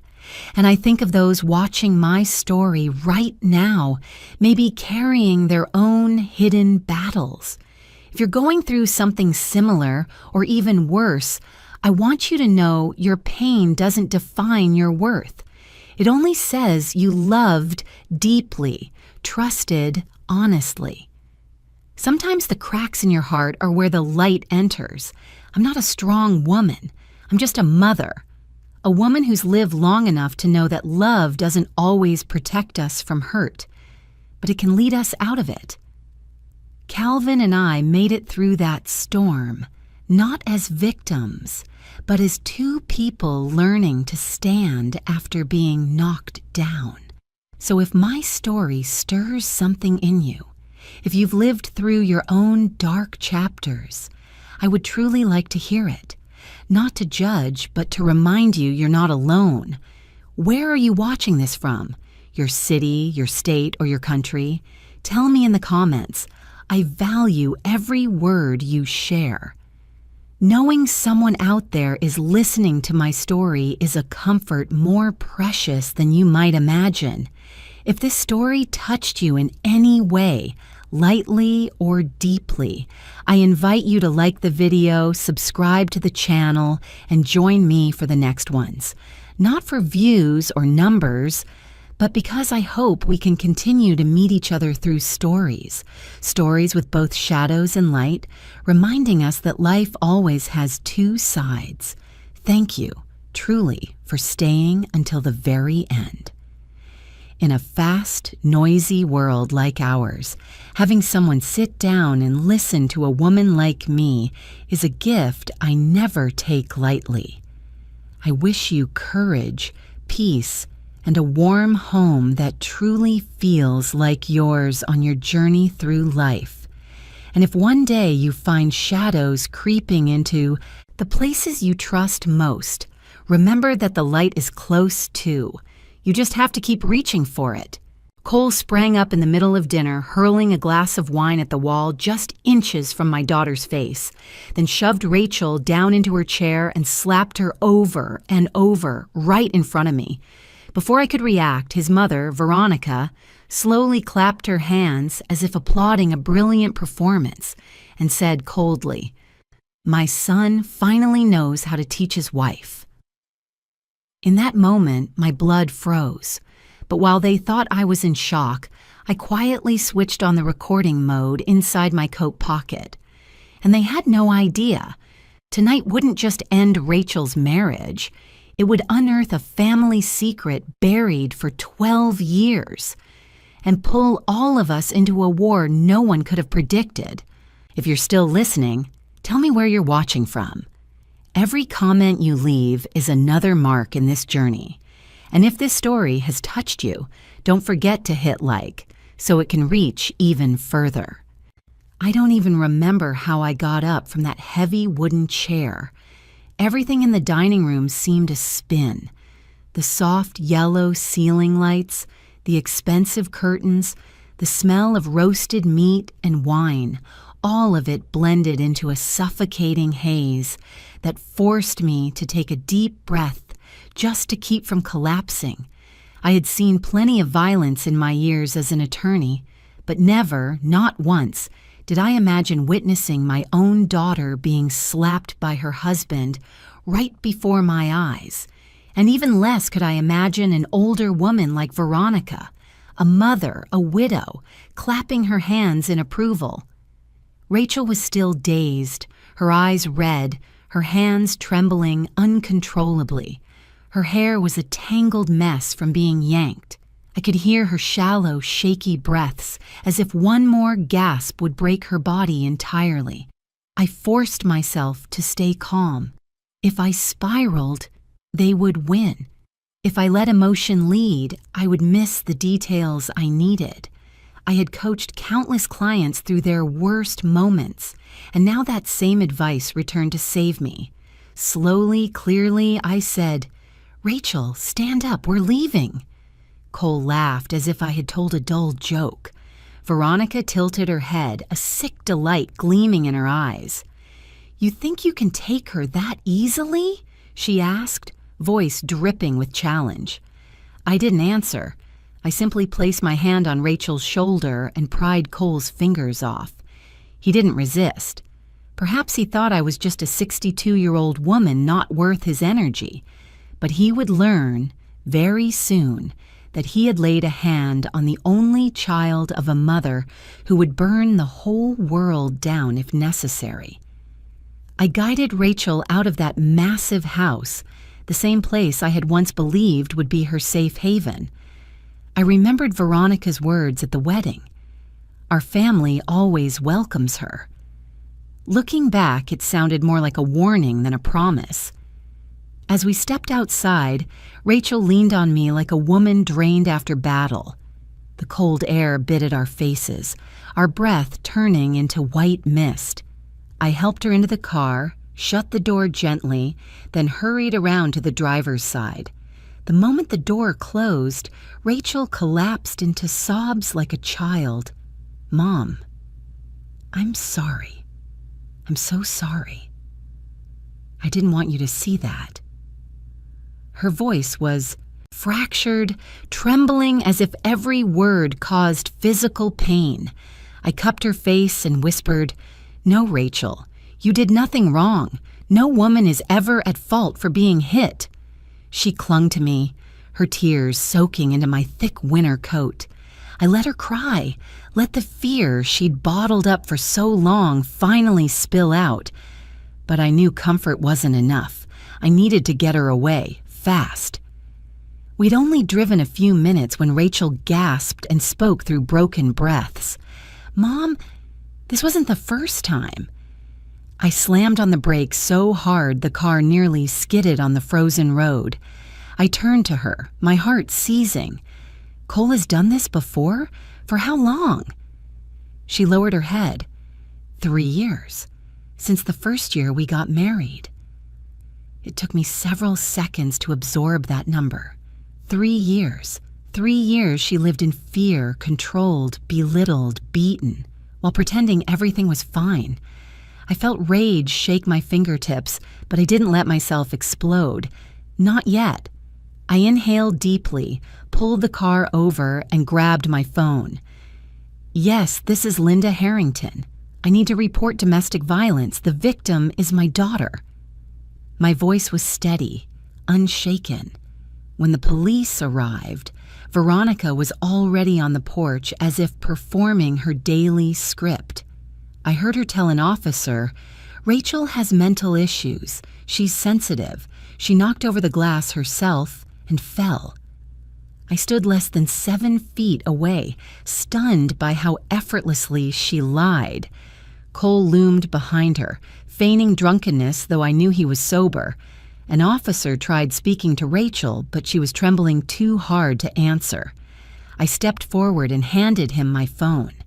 "Officer, I have evidence." Veronica shot me a razor-sharp look. She hissed, just loud enough for me to hear, "You're making a very big mistake, Linda." But I said only, "We'll see who's mistaken." Lieutenant Parker, someone I knew from past cases before I retired, listened intently to the recording. His face tightened at Veronica's "teach his wife" comment, then shifted toward Rachel's bruised cheek. He didn't say much. He just documented everything and instructed me to keep Rachel safe. "Linda, this case won't be easy," he murmured. "The Matthews family has influence, but hold on to every piece of evidence. I'll be in touch." I nodded. As the police left, Veronica gave me one last chilling stare. "You have no idea what my family can do." I didn't respond. I just held Rachel's hand and led her to the car. But inside, I knew. She wasn't lying. The Matthews family would strike back, and they wouldn't be gentle. That night, after Rachel fell asleep in her old high school bedroom, I sat alone in the kitchen. My small home in Columbus, Ohio, had never felt so silent. The clock ticked, and I stared at a pot of boiling water, forgetting to turn off the stove. I glanced at Rachel's sleeping face, still swollen and bruised.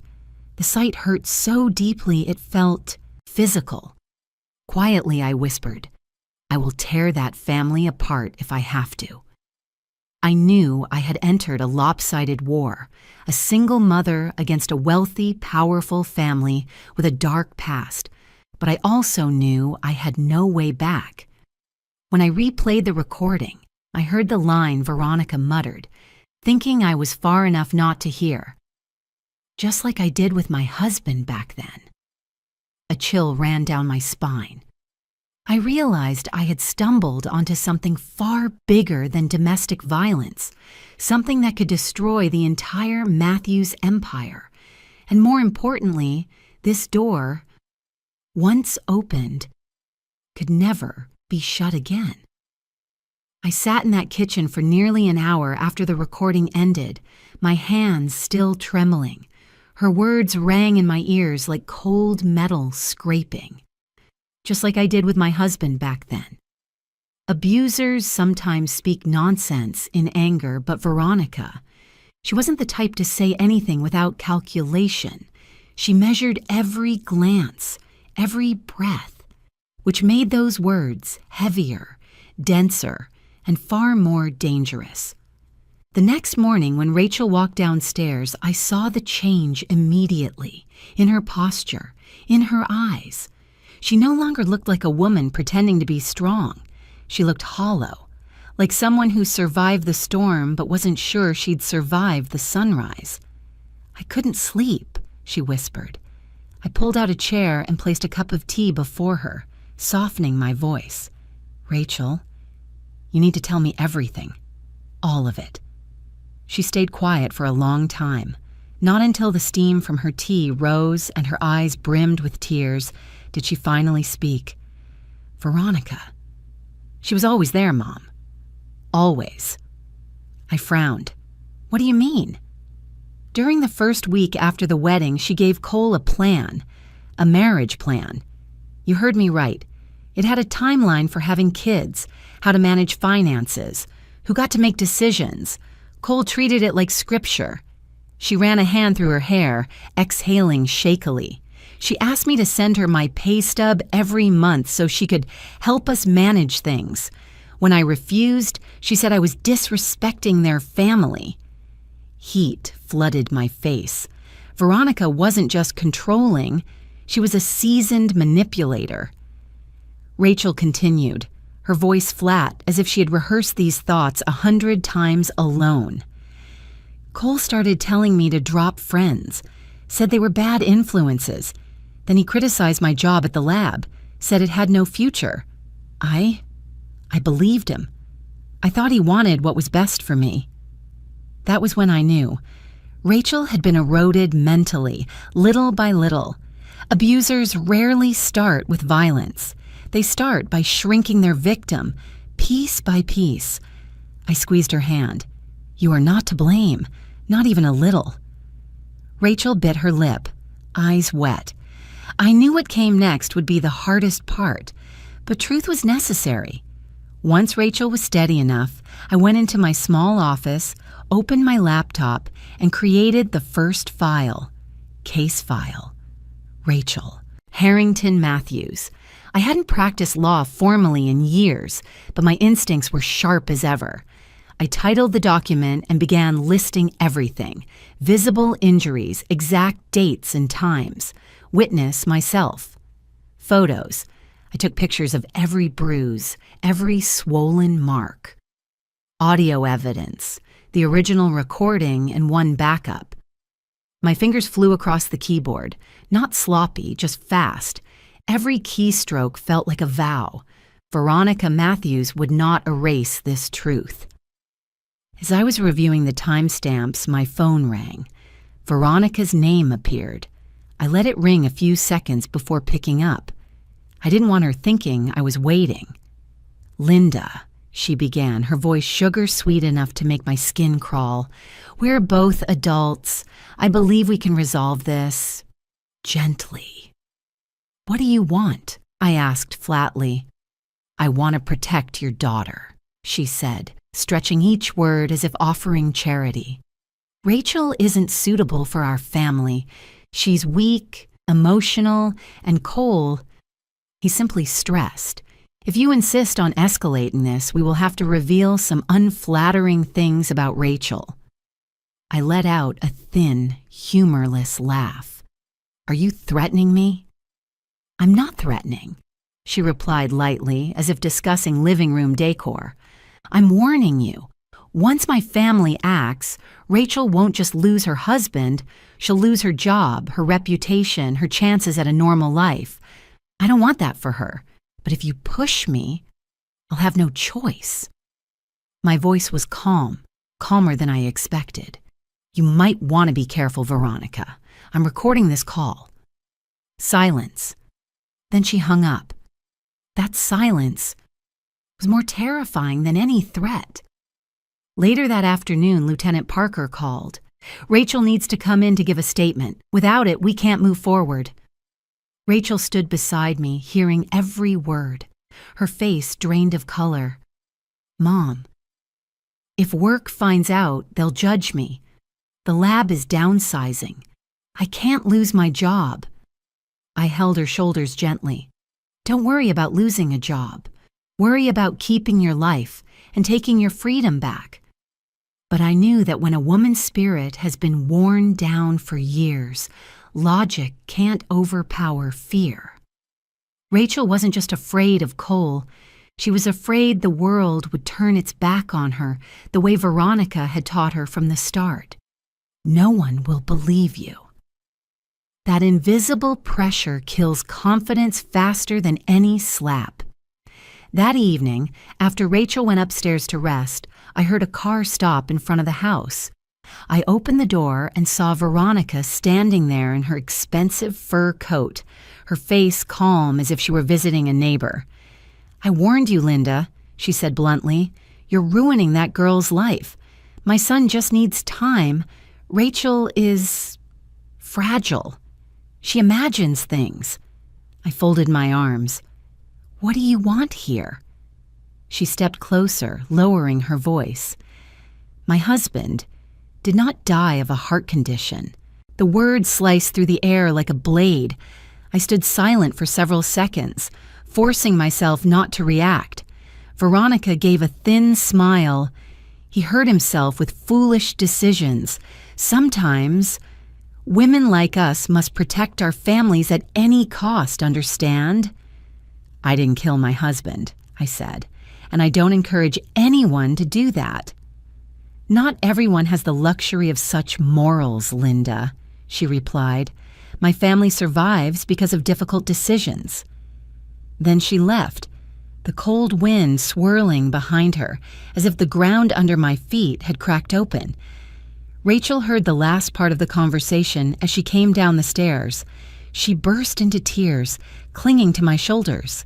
Mom, I dragged you into all of this. I'm sorry. I placed my hand on her hair and stroked gently. Don't apologize. I chose to stand with you, and I'm not backing down. But I knew I needed to prepare. Truly prepare. That very night, I sent copies of the dinner recording, the phone call with Veronica, and my preliminary documents to an old colleague, Nora Campbell, now a federal prosecutor. I wrote only, if anything happens to me, release all of this to the press. Nora replied immediately, understood. Stay safe. When Rachel fell asleep again, I opened my laptop and began researching the Matthews name. I didn't know what I was looking for, but my instincts told me this wasn't just about domestic violence, and I was right. Page after page, document after document, murky charity networks, unusually large political donations, missing pages from Thomas Matthews's medical file 12 years ago. The more I read, the more I felt as though someone was standing right behind me. The darkness around this story wasn't just thick, it moved, and I understood. We weren't just fighting a controlling family. We were touching a deep pit that people had tried to bury for more than a decade. I stared at my laptop until my eyes burned, unable to look away. The documents I unearthed about the Matthews family chilled me, even though the kitchen still held the warmth of the earlier tea. Everything I had suspected about Veronica, her cruelty, her control, her coldness, was only the surface. What I was seeing now went far beyond anything I had braced myself for. The name Matthew Matthews, Veronica's late husband, appeared in the death records like a shadow no one had mentioned in years. A familiar face from old community work more than a decade ago, then suddenly gone. I remembered seeing his picture at Cole's house. A gentle middle-aged man with a strained smile, like someone trying to hide relentless exhaustion. I hadn't thought much of it then, but now... I opened the forensic report. The first line made me press a hand over my mouth to keep my breath from escaping. Multiple contusions inconsistent with accidental fall. Multiple bruises not consistent with a bathroom slip. Not one, not two. More than 8 bruises. in places no simple fall could cause, on his back, his arms, his lower abdomen, half-moon shapes like someone's knuckles had left the marks. None of this appeared in the report Veronica presented at the funeral. I swallowed hard. The next lines were like a knife cutting through the silence. Possible signs of struggle, signs of resistance. I closed my eyes for a second, then forced them open. I needed to stay sharp for Rachel. A handwritten note from the responding officer was attached. One line made my skin crawl. Neighbor reports loud argument night before death. Woman shouting, thuds. A major fight, followed by a death-ruled accidental bathroom fall. And the person who benefited most financially was Veronica. I read on. Widow requested immediate cremation.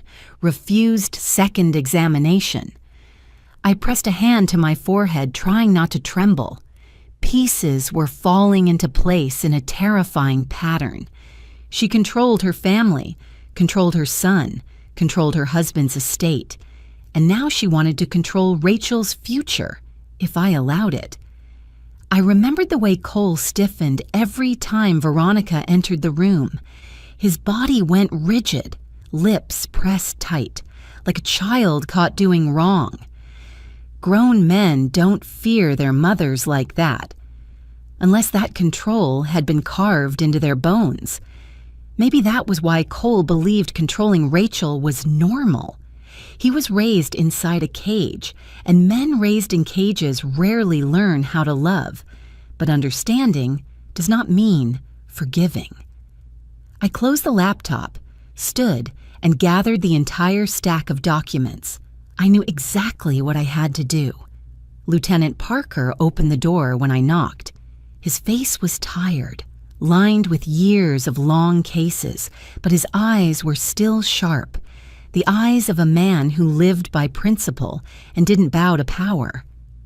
"I expected you to call in the morning," he said, letting me in. I couldn't wait. I placed the documents on his desk.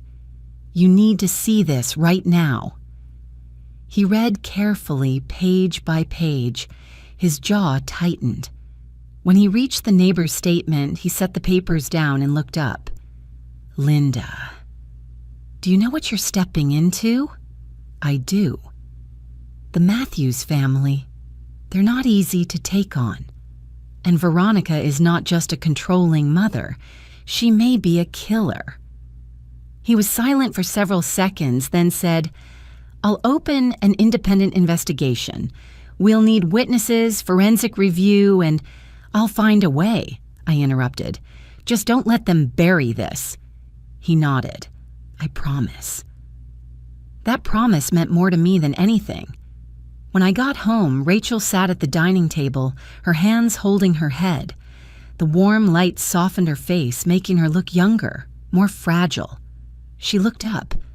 "Mom, where did you go? I was scared." I sat beside her and held her hand tightly. "Rachel, I need you to be strong. This goes deeper than we thought." She blinked, trying to read my expression. "Did you find something?" I told her everything, every word like shards of glass slicing the air. When I reached the part about signs of struggle, Rachel shivered as if someone had plunged her into ice water. No way. Mom, she couldn't have. She couldn't finish. I pulled her into my arms as her breathing grew unsteady. "Listen to me," I whispered, stroking her back. "We cannot be afraid. The truth is the only thing that will get you out of that family." But Rachel shook her head repeatedly, panicked. "Mom, if she killed her husband, she could kill us. She has power, money, people protecting her." I held her shoulders firmly, forcing her to meet my eyes.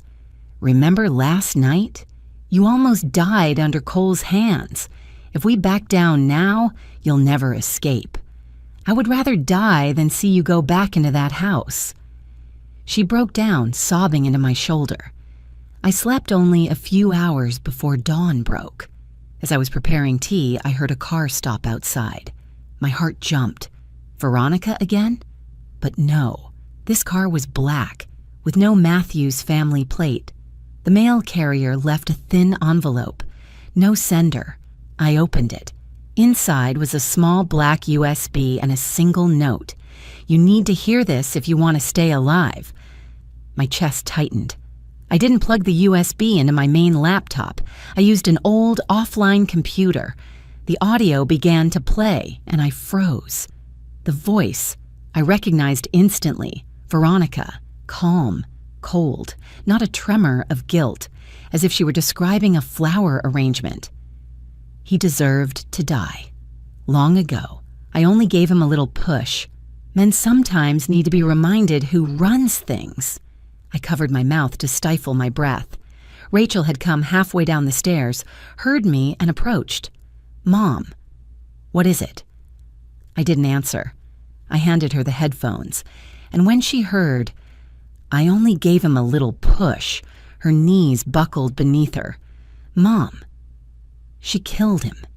She really did." I caught her before she hit the floor. "This is the evidence we needed, the only weapon strong enough to make her pay." But I knew, right then and there, we had crossed a line we could never return from. Veronica was no longer just an emotional abuser, no longer just the mother of a violent man. She was a killer. And killers will do anything to bury the truth. I stared at the USB, then at my trembling daughter. I understood that from this moment forward, the darkness the Matthews family had hidden for over a decade had fully risen, and we, two lone women, stood at the center of the storm. I gently stroked Rachel's shoulder as she sat on the floor, staring at the USB like it was a venomous snake. I knew she was trying to grasp how someone could say such things and still live a polished public life, attending charity events and smiling for cameras. But I understood. I had met people like her in my career, powerful individuals with two faces, one for the world and one for the unfortunate souls trapped with them. But Veronica was unlike anyone I had ever confronted. She felt like a thinking shadow, one that chose its moment to strike, and I knew she wouldn't sit still. Just 2 days after we received the USB, the counterattack began, swift, cold, and precise as a blade across the throat. That morning, as I was preparing breakfast, the doorbell rang. Rachel answered, and I heard a man's voice say, "Rachel Harrington, this is a summons. You are accused of providing false information in a domestic violence report." Rachel froze, her hands shaking so badly the paper nearly slipped from her fingers. I rushed over and took it from her. The words on the legal document seemed to dance before my eyes.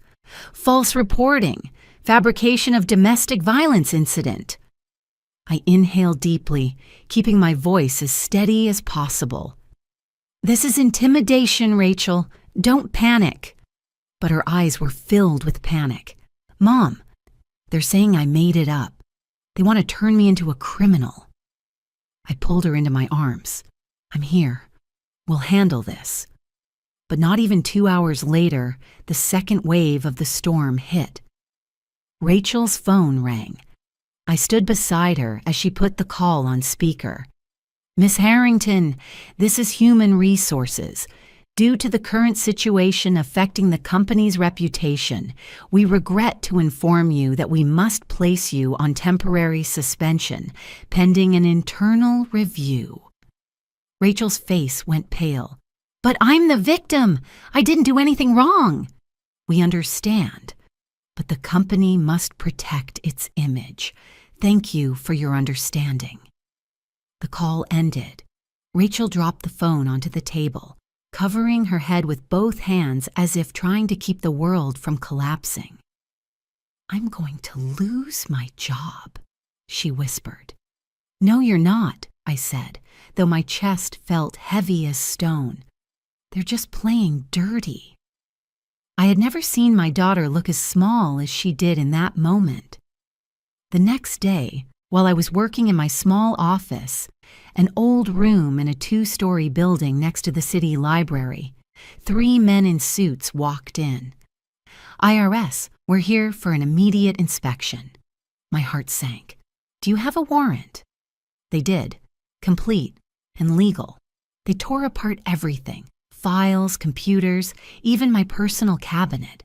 In 32 years of practicing law, I had never once been audited in such a brutal manner. They hauled out boxes filled with documents. I knew exactly where this came from. The IRS does not suddenly care about a small attorney like me. Rachel texted me, "Mom, are you okay?" They came to my workplace too. I replied, "I'm fine. Don't worry. This is Veronica's move." I typed it like a cold fact, but my hands were shaking so badly the letters warped. That night, I received an email from the Ohio Bar Association. Complaint received. Ms. Harrington is suspected of abusing her authority and improperly influencing a criminal investigation. I froze. Who filed the complaint? I didn't need to ask. Veronica had begun turning over every weapon she had. This was no longer a personal dispute. This was a war designed to destroy my career, my reputation, and my spirit. While I fought the silent attacks, Rachel faced something even crueler. Her friends, the ones who took wedding photos with her, attended every birthday, said they loved her like a sister, began pulling away. I heard a voicemail playing on Rachel's phone as I walked into the living room. "Rachel, I really don't understand what you're doing. Cole is a good man. You're ruining his career. We don't want to be dragged into this drama. Please don't contact us anymore." Rachel shut off the phone mid-message. "I don't have anyone left, Mom. They all believe him." I held her hand. "It's okay. You still have me." But I knew for someone young like Rachel, losing friends could hurt even more than losing a job. Veronica didn't stop there. Saturday morning, while I was taking Rachel for additional injury documentation, a post went viral online. A worthless gold digger used Cole to latch onto money and turned on him when it didn't work out. Failed at her job, so she fabricated abuse for a payout. The account posting it? Veronica Matthews, a woman in her 70s using social media like a sharpened weapon. Rachel cried right there in the car, "Mom, I'm done. I can't take this anymore." I cupped her cheek. "Rachel, this is exactly what they want, to break you so you give up." She had lost weight. Her eyes were sunken. Her hair was thinning from the stress. This wasn't just external pressure. It was a battle inside her own soul. And I understood then. The Matthews family didn't want to destroy her reputation. They wanted to destroy her belief in herself. The next day, I met with Lieutenant Parker at the station. He looked at me with a rare expression of sympathy. "Linda, I'll be honest," he said, handing me a cup of hot coffee. "The Matthews family has deep connections in this city. You're dealing with something bigger than you think." "I know," I replied, "but I'm not withdrawing the report." He nodded. "I'll support you as much as I can within the boundaries of my job, but you need to prepare for more hits. This is just the opening act." I understood. I'd been in the field long enough to know that when the powerful are cornered, they strike back, by any means, legal or not. When I got home, I opened my laptop and began writing. Not legal briefs this time, but an event journal, documenting every threat, every call, every detail Veronica tried to bury. In my profession, when you fear being railroaded, there's only one way to survive: record everything. I wrote until the clock struck 3 a.m. I wrote until my hands hurt, until I heard Rachel crying softly in her room. When I finally set down my pen, I knew this was only beginning. Veronica had only used her left hand. She still had an entire arsenal waiting.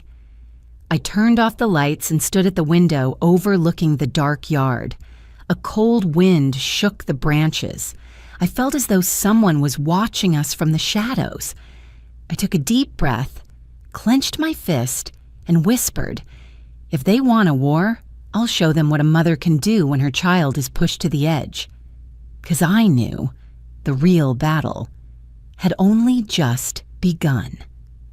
I still remember clearly the morning I decided to dig deeper into the death of Mr. Matthew Matthews. While making coffee, I opened the documents I'd photographed from the county's public records, the ones Veronica surely assumed the world had forgotten. But when I enlarged the scanned pages, something made my pulse tighten. There was mention of an old will, but not a single line about a newer one. That was far too strange for a man with his level of wealth. I called the county records office and asked casually, "For the Matthew Matthews case, where is the 2011 will file?"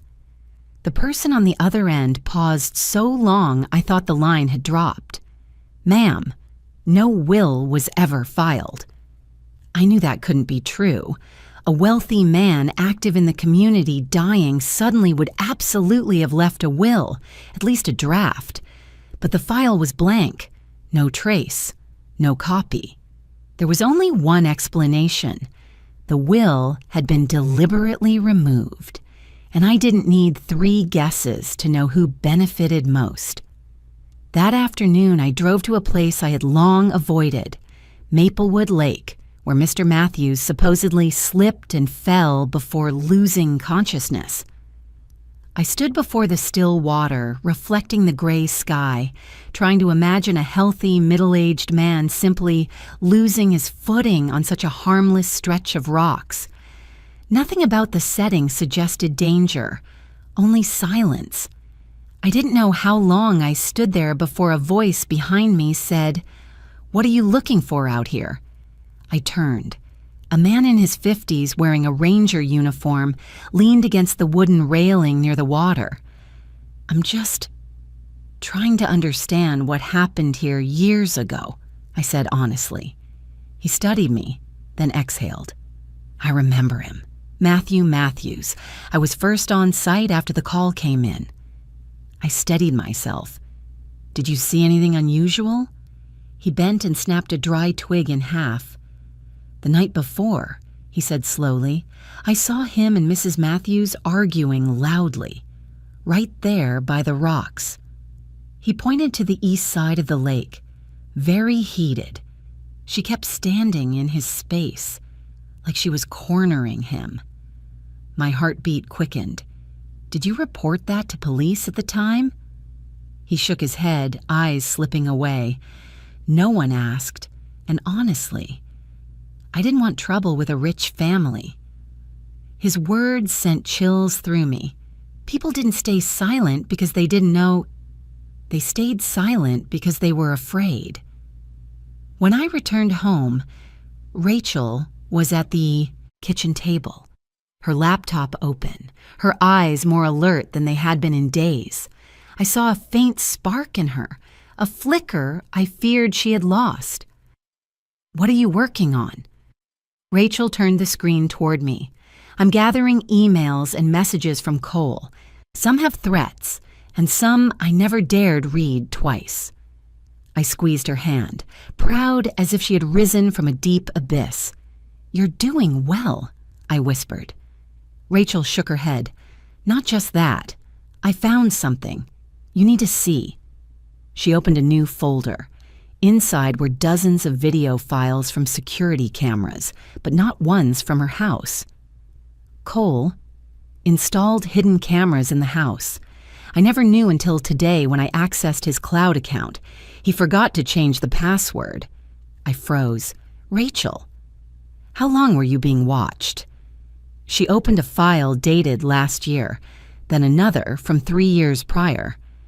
"I don't know," she said in despair, "but it looks like years." I covered my mouth, not from shock, but from choking fury. "You weren't just a victim of physical abuse," I said, steadying my voice. "You were a victim of illegal surveillance. This is a federal crime." Rachel inhaled sharply, tears streaming but eyes no longer cast downward. "I want to fight, Mom." It was the first time she said the words herself, and her voice made me believe she wouldn't break. The next day, I brought everything to Lieutenant Parker: the old forensic report, the ranger's account, the anonymous letter, the USB, Cole's hidden cameras. After I finished presenting, he leaned back in his chair, hands clasped before his mouth. "Linda," he said gravely, "this is no longer a suspicion. This is a homicide case with clear signs of cover-up." I nodded. "I know. And I need you to understand, you're on the right path. But the closer you get to the truth, the more dangerous it becomes." I met his eyes steadily. "I accept that."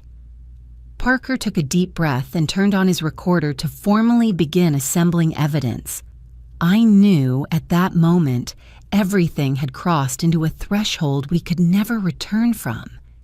That night, while I was typing more entries into the event journal, a faint metallic sound echoed from the back door. Rachel was asleep. I walked quietly down the stairs. The porch light cast a dim orange glow across the kitchen tiles. The back door was ajar. My lungs tightened. "Hello," I called out, but no one answered. I turned on every light in the house, checking room by room, window by window. Nothing was missing. There were no signs of theft. Only a small piece of paper placed neatly on the kitchen counter. Only 3 words written in black marker: "Step back." I lost my breath for a few seconds. A coldness spread from the back of my neck down my spine, as if someone had placed a hand on my throat. But that fear didn't weaken me, it only made me angrier. The next morning, Rachel saw me installing an extra safety lock on the back door. "Did something happen, Mom?" I didn't lie. "They pried the door open last night, didn't take anything, just a warning." Rachel panicked and wrapped her arms around me. "Mom, we have to stop." I placed my hands on her cheeks. "Rachel, if I step back, who will save you? Who will stop them from doing this to someone else?" She froze, and in her eyes I saw fear and respect blending together. "Aren't you scared?" "Of course I'm scared," I said honestly, "but fear isn't a reason to give up." I called Parker and reported the incident. Just half an hour later, he arrived at my house with 2 other officers.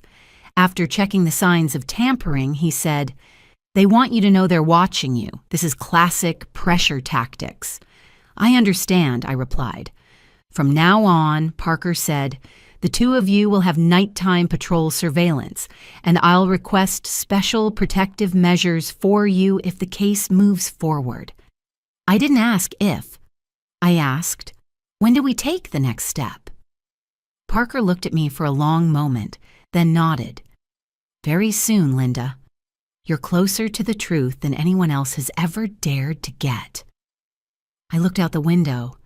The sky had gone dark. The wind was strong, and the old oak tree in the yard leaned toward the house as if trying to warn us. I knew deep in my bones that Parker was right. The closer we got to the truth, the more desperate the Matthews family became, and desperate people, especially those with money and power, are the most dangerous of all. But I also knew this, as clearly as my own heartbeat. I wasn't fighting for justice anymore. I was fighting to save my daughter's soul, and for that reason, I would never step back. I have never forgotten the morning of the disciplinary hearing, a morning I knew the other side wanted to turn into a sentence hanging over my head to scare me into staying silent forever. The Ohio Bar Association headquarters always felt formal, but that day it felt larger, colder, full of watching eyes. I didn't tremble, but every muscle in my body felt stretched tight like a wire. When I walked into the wide room with long wooden benches and the counsel seated in front, I understood that even a small misstep could destroy my 32-year career. Rachel wanted to come with me, but I told her to stay home with Parker. I didn't want her to witness any more humiliation. I set my bag down and opened the notebook where I had recorded every incident, every threat, every shady move the Matthews family had made. I was prepared to defend myself to the end, but nothing could have prepared me for what happened when the back door of the room opened. An older man, tall and slender but slow in his steps, leaning on a dark wooden cane, walked in. Light from the window fell across his face, a face I felt I had seen before, half hidden in an old photograph. The man stopped in the center of the room, seemed to gather his breath, and spoke in a hoarse but firm voice. "I am Edward Matthews, brother of Matthew Matthews. I want to testify." The room went so silent I could hear the ticking of the wall clock. The council members turned to look at one another, then at me, as though wondering if this was something I had orchestrated. But I was more shocked than anyone. The name Matthews, that family name, was the very thing Veronica had always guarded like an impenetrable fortress. Edward Matthews slowly took a seat in the back row, bowing his head slightly toward me in a small gesture of greeting. His face was lined with deep wrinkles, but his eyes were bright and sharp, like someone who had carried a truth for too long. The chairperson spoke. "Mr. Matthews, please tell us why you are here today." The old man lifted his head. "Because I must make things right. I have been silent for 12 years. My heart skipped a beat. He began speaking slowly, as if each sentence dragged a painful memory with it. "My sister-in-law, Veronica. She was smart, sharp, but after she married Matthew, I saw her change. She controlled the family, controlled the money, and especially controlled Matthew. My brother tried to separate from her 3 times, but each time, Veronica found a way to pull him back." The council exchanged glances. I listened to every word like swallowing ice. "I saw injuries on Matthew," he continued. "He lied, said he fell, hit a door, slipped off a ladder. But I knew because I once saw her shove him into a wall when she thought no one was watching." A council member frowned. "You're saying Veronica was physically violent?" Edward nodded, gripping his cane. "Not just that. She manipulated him psychologically. She made him believe that leaving her meant losing everything, his son, his company, his reputation, and she really had the means to make that true." I clenched my hand slightly as I listened, not surprised, not startled, just hearing the confirmation of what my instincts had long whispered. The night Matthew died. Edward took a long breath, his gaze drifting far away, back to Maplewood Lake that night. "He called me an hour before. He said he had found a lawyer and was going to file for divorce. He wanted to protect Cole. He wanted out." I held my breath. When I arrived, Veronica was on the porch. She coldly told me to go home. The next morning, Matthew was dead. She said it was an accident. "Did you believe it was an accident?" the chairperson asked. "From the moment I saw the bruises on Matthew's wrist at the funeral home," Edward said, voice shaking, "I knew it wasn't."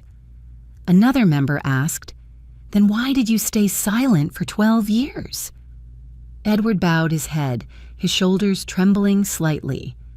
"Because Veronica threatened my family. She said if I opened my mouth, I would have nothing left in this world to hold on to. And when I looked into her eyes, I believed her." A painful weight rose in my chest, an elderly man carrying guilt, fear, and silence for more than a decade. Edward looked directly at me. "I sent you the USB. I recorded her conversation with someone she once hired as home help. I sent it to make amends. I knew she would do to your daughter what she did to my brother if you didn't act." A shiver ran through me. His appearance wasn't just a turning point, it was a testimony from someone who had run from the truth for far too long. The chairperson whispered to the council, then announced, "While these new details are verified, the disciplinary investigation against Ms. Harrington will be paused. We do not see evidence at this time that she abused her authority as alleged." I closed my eyes for a brief moment. Not relief, just the ability to breathe again. When I opened them, Edward was watching me, his gray-brown eyes warm but sorrowful. I walked toward him. "Thank you," I said softly, my voice tight. "No one blames you." He shook his head. "Oh yes, I blame myself. But now I want to make things right.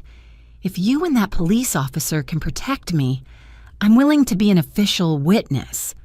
"I promise," I said, placing my hand on his wrist, feeling his bones fragile but strong. "We will protect you."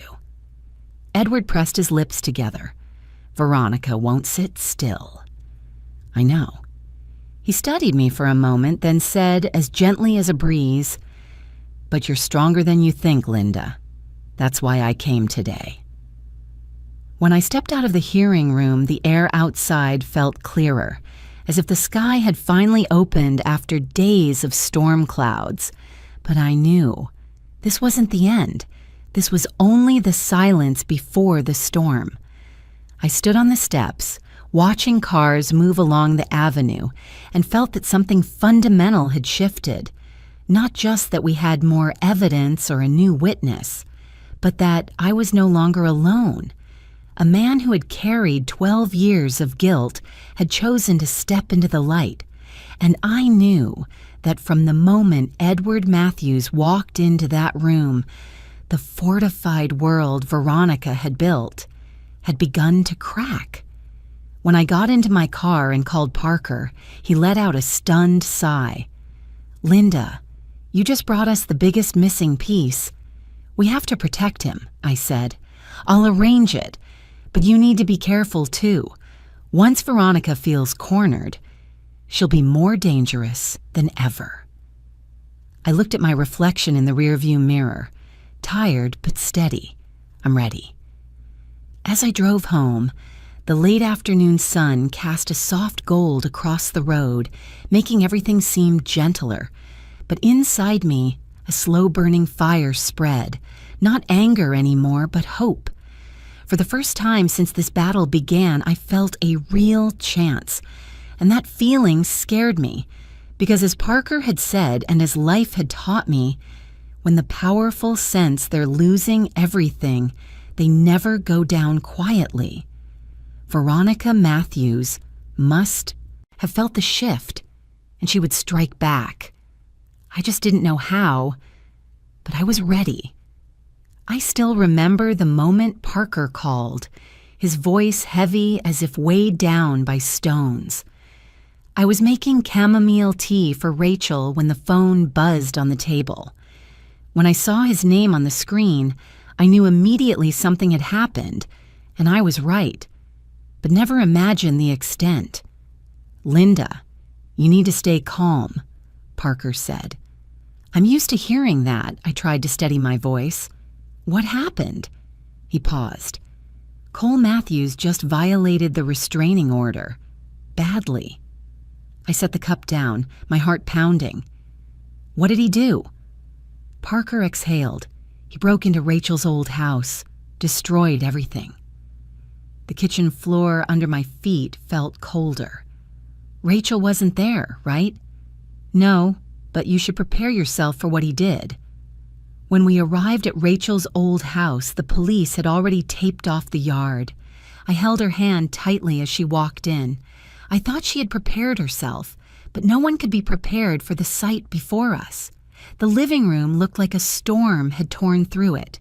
The sofa slashed open, wooden furniture smashed into pieces, family photos, pictures of Rachel as a child, pictures of the two of us on our first trip after my divorce, were thrown to the floor, glass shattered everywhere. The crystal glasses Cole once gave her for Christmas shattered. But the worst part wasn't the broken objects. It was the bedroom door. On it, painted in dark red like blood, were the words, "I will take back what's mine." Rachel staggered back as if someone had slapped her hard. I caught her before her legs gave out. "Cole used to be in this room every day," she whispered, "and now it looks like he wants to erase every trace of me." I held her close. "Sweetheart, nothing here belongs to you anymore. The things that truly belong to you, freedom, safety, and your future, are all ahead of you." She cried, but this time not the helpless sobbing of the past weeks. Tears fell, but her eyes were different, brighter. Something in her had broken, and something else had awakened. Parker came over and handed me his tablet. The neighbor's camera caught everything. He destroyed the house for nearly 3 hours straight. No mask, no attempt to hide. I watched each clip, every swing of his arm carving deeper into the truth. He wasn't just unstable, he had decayed. "Rachel," Parker said gently, "we've taken him into custody. He's in the holding facility now." She nodded, wiping her tears. "I want to see him," she said. I turned sharply. "No." But Parker looked at Rachel as if he understood something. "Maybe that's exactly what she needs to end this." He was right. I had seen my daughter change. She was no longer the terrified woman from the months before. She needed to close this door herself, not with fear, but with her own voice. The city. Jail sat beside the old courthouse with cold concrete walls and pale neon lights. When Rachel stepped into the visitation room, I walked behind her, my hand resting lightly on her back. He was already sitting there, hands cuffed in front of him, his face tense, but his eyes still full of that arrogant confidence of a man who believed he was right. "Rachel," Cole said first, half relieved, half reproachful. "You came. I knew you would." "Not for the reason you think," Rachel replied, her voice small but solid as steel. I sat down next to my daughter but said nothing. This was her moment. Cole leaned forward, the cuffs clinking. "They're making all this up. Veronica is blowing things out of proportion. You know my mother, but I love you. You know that." Rachel looked at him for a long time, so calmly that it knocked the confidence out of Cole's eyes.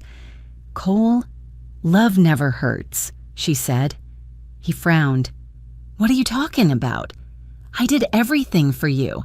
I got angry because I love you. You've known that about me for years." Rachel shook her head. "No, you did it because you wanted control, because you thought I was your possession." Cole's face flushed red, his cuffed hands tightening. "I will get you back. I told you already. You belong to me." Rachel stood up, leaning down slightly so she could look him directly in the eyes. "That's why I came today. To tell you one thing." Cole held his breath. "I'm divorcing you." His whole body jerked. His eyes turned icy, like someone had thrown him into cold water. No, Rachel, you can't, you're not allowed." "I am allowed," Rachel said, soft but firm. "And I will." Cole slammed his hands on the table, the metal ringing sharply. "Rachel, that's not you. Someone is filling your head. I know you love me." "I used to think so," Rachel cut in. "But now I understand. Whatever that was, it wasn't love." There was a silence so heavy it felt like the air had hardened. Cole bent forward, breathing hard like a man who had missed a step in the dark. "I'm not afraid of you anymore," Rachel added. "Thank you for that, because if you hadn't done all those terrible things, maybe I never would have seen myself clearly." I looked at my daughter, and I saw a new woman, someone who had walked out of ruins and stood on her own feet. Cole stared at us, his eyes red. He searched Rachel's face for something: hope, regret, a desire to come back. but there was nothing left for him. That was the last time they looked at each other as husband and wife. Rachel turned away first. I walked behind her, but before leaving, I looked at Cole one last time. He was hunched forward, his shoulders trembling, not from remorse, but from losing control. He no longer had any power over my daughter. When we stepped into the jail courtyard, the late afternoon sun slanted down, casting a warm golden band across Rachel's face. She tilted her head toward the sky, her eyes closing, as if for the first time in years she could breathe deeply, fully, without anyone choking the air out of her. "Mom," she said, "I feel like I just walked out of a locked room I'd been stuck in for too long." I held her hand and squeezed gently. "You didn't just walk out, Rachel. You closed the door on that darkness for good." She smiled. The first real smile since this all began. "I'm free," she whispered. I looked at her, my heart full of a deep gratitude I couldn't put into words. A chapter had closed, not just for Rachel, but for me too. Yet I knew one thing as clearly as I knew the red letters I once saw painted across my daughter's door. Rachel's freedom was only the beginning. The real fight was still coming. I always thought that when the day finally arrived, when the truth couldn't be buried anymore, I would feel relieved. But when I stepped into the courthouse for Cole's first hearing, what I felt wasn't victory. It was a fog, thick and cold, hanging over everything. The air felt tight, as if the entire room was holding its breath. Rachel sat beside me, her hands clasped so tightly her knuckles had turned white. But her face was calm, a calm only someone who has stared into the deepest dark and survived can possess. Cole was escorted in wearing an orange jumpsuit, nothing like the polished, confident man he once pretended to be. His posture was stiff, clumsy, like someone who wasn't used to no one opening doors for him anymore. When he saw Rachel, he froze. Just a moment, but enough for me to know he still didn't understand how everything had fallen apart so quickly. The judge called the court to order. The hearing began. The prosecutor played the neighbor's camera footage. Cole smashing windows, breaking furniture with a hammer, ripping apart the bed, tearing wedding photos, destroying gifts Rachel once gave him. 3 hours of chaos, 3 hours of hatred, 3 hours of the twisted love he always claimed justified everything. The whole courtroom went silent when the footage reached the part where Cole painted the red words, "I will take back what's mine." I saw Rachel shiver. I placed my hand over hers. "You don't belong to his darkness anymore," I whispered. When the defense attorney tried to argue temporary emotional instability, the prosecutor shut it down immediately. There was a history of abuse, threatening messages, evidence from the hidden cameras. And most importantly, Cole violated the restraining order just 3 days after it was issued. The judge struck the gavel. His voice was sharp and final. "Defendant Cole Matthews, the court sentences you to 5 years in prison and a permanent no-contact order with the victim." Cole shot up from his seat. "Rachel, say something. You know I did it because I love you." Rachel didn't turn back. She said only one sentence, quiet but cutting through. "The air like glass." That wasn't love. Those words split the room in two. Cole sank into his chair, and for the first time since I'd known him, there was no arrogance left. Officers led him away. Veronica stood up, her eyes burning into me like she wanted to tear my skin apart. "You destroyed my family," she hissed. I didn't tremble. I didn't lash back. I simply said, "You did that long before I came." Her face flushed, but no one stood beside her. Not a single person. The hearing ended, but I knew it was only the first chapter of their collapse. 2 months later, early fall chilled the air in Ohio. The trees along the road to the courthouse had begun turning yellow, but nothing about the day felt gentle. I sat in the larger courtroom holding Rachel's hand, with Parker behind us and Edward Matthews, thinner but clearer-eyed, seated beside his assigned security officer. The trial of Veronica Matthews, the event the entire city had whispered about for weeks. When Veronica entered, she no longer had her usual sharp, icy beauty. Her face was heavily made up but couldn't hide her fatigue.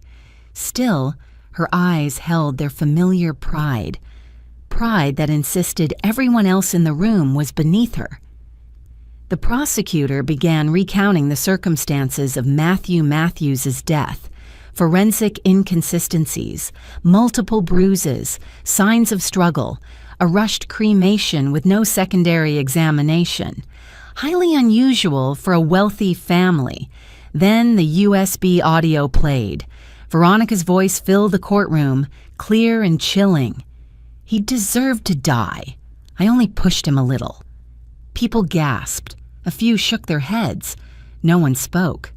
Veronica shot to her feet, screaming, "That's edited. I never said that. This is a setup." Her lawyer paled, trying to pull her back down. But what truly shattered her defense was Edward's testimony. When he stood, the room froze. He gripped his cane, walking to the stand with all the strength he had left. "I stayed silent for 12 years, he said, voice shaking but not weak. "But today, I'll tell the truth."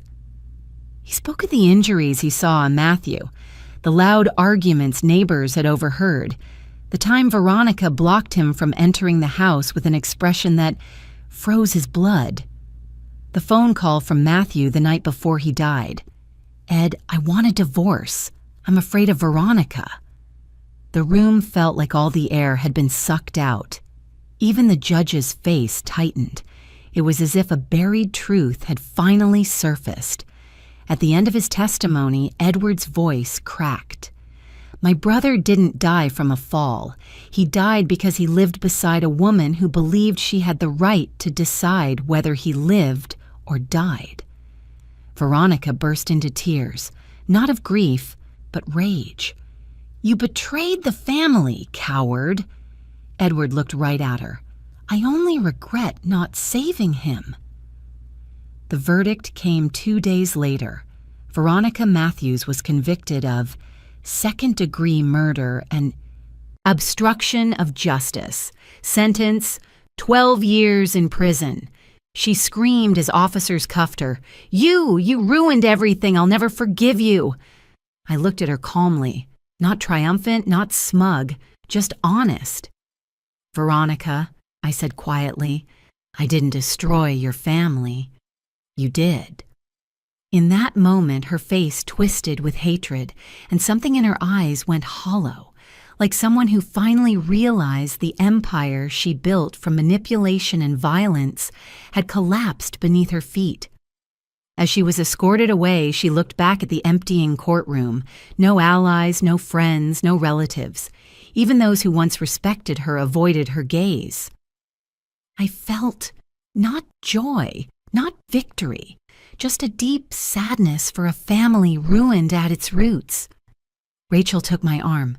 "Mom, why don't I feel lighter?" I looked at her and gave a small, sad smile. "Because this is a tragedy, sweetheart. No one wins when a family has been broken for so long." She rested her head on my shoulder, and for the first time in a long time, we stepped out of the courthouse under a sky that was truly blue. Not the false blue of denial, but the blue of a new chapter opening, even though behind us we had closed one of the darkest chapters of our lives. I once thought that after Veronica and Cole were sentenced, everything would brighten instantly, like sunlight after a storm. But life moves in quieter rhythms. Consequences and changes don't arrive all at once. They seep in slowly like water into soil. And sometimes the most painful part isn't the confrontation itself, but the days that follow, when people must live with the choices they've made. One late fall morning while I was making breakfast, Rachel walked into the kitchen with an envelope in her hand. Her expression wasn't panicked or sad, just hesitant. "Mom," she said, placing the envelope on the table. "A letter from Cole." I looked at her but didn't open it. "Do you want to read it?" Rachel inhaled softly as if gathering all her courage. "I already read it. Last night." I waited. She sat down across from me, her hands clasped together but no longer trembling like before. "He apologized," Rachel said. "Cole wrote that he finally understood why everything happened. He said growing up in that kind of environment made him believe control was love, jealousy was protection, and violence was a solution. He admitted he never truly knew what healthy love looked like." She paused for a moment, then concluded, "But he also wrote that if I forgave him, he could change. And She lifted her head and looked at me, her eyes clear. "I don't want to go back." I nodded. "You don't have to forgive someone to be free." "I know. I'm keeping the letter as a way to close the chapter, but I won't respond." I couldn't have been prouder of my daughter. News that Cole had written an apology reached Parker and even Edward. Everyone saw it as a good sign, not because they wanted Cole and Rachel back together, but because when a toxic man finally recognizes his own destruction, it usually means he no longer has the strength to hurt anyone else. But the consequences for the Matthews family didn't end with Cole and Veronica. 2 weeks later, I received a call from Parker. "Linda, you need to hear this," he said. From Edward's testimony from the USB and from the financial documents the prosecutor had collected, the investigation expanded to other members of the Matthews family, those who had helped cover up Mr. Matthews' death or benefited from Veronica's wrongdoing. The cousin, a family member who secretly used company funds to hide assets. Another cousin who provided false testimony 12 years ago. One by one, they were called in for questioning. No one was arrested yet. But the shadow of truth had begun to fall over them. The Matthews empire did not collapse in a single day. It cracked, slowly and steadily, until everyone could see how rotten it truly was. But during that time, Rachel's life was healing like a lake settling after a storm. The day she received an email from an old friend, someone from the group who had once shunned her when the scandal broke, she simply read it silently, then handed it to me. "Rachel, I'm sorry. I believed the wrong people. I joined in the cruel things said about you. I hope someday you'll allow me a chance to make it right." The next day, someone else messaged her, then 2 more. Then a group of friends invited her for coffee, not to check in with judgment, but with genuine sincerity. Rachel didn't immediately embrace them. She had grown. She now knew how to choose who deserved to walk beside her. The old house, the one Cole destroyed as if he wanted to erase Rachel's existence, was sold in just 6 days. Many friends asked why she didn't renovate it or stay to overcome the painful memories. Rachel only gave a sad smile. "I don't want to live inside 4 walls that once trapped me." And I understood. Honestly, I didn't want her going back to a place that had eroded her freedom day by day. Rachel's new apartment was on the 4th floor of a bright building. Morning sunlight streamed through the wide window, spreading across the walls like a pale yellow cloth.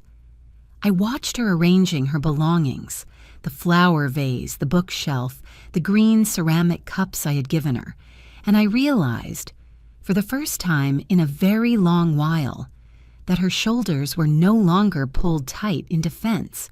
My daughter was living, not merely surviving, and Veronica The news of her stroke came to me on a weekend afternoon. Parker called, his voice low. She collapsed in her cell.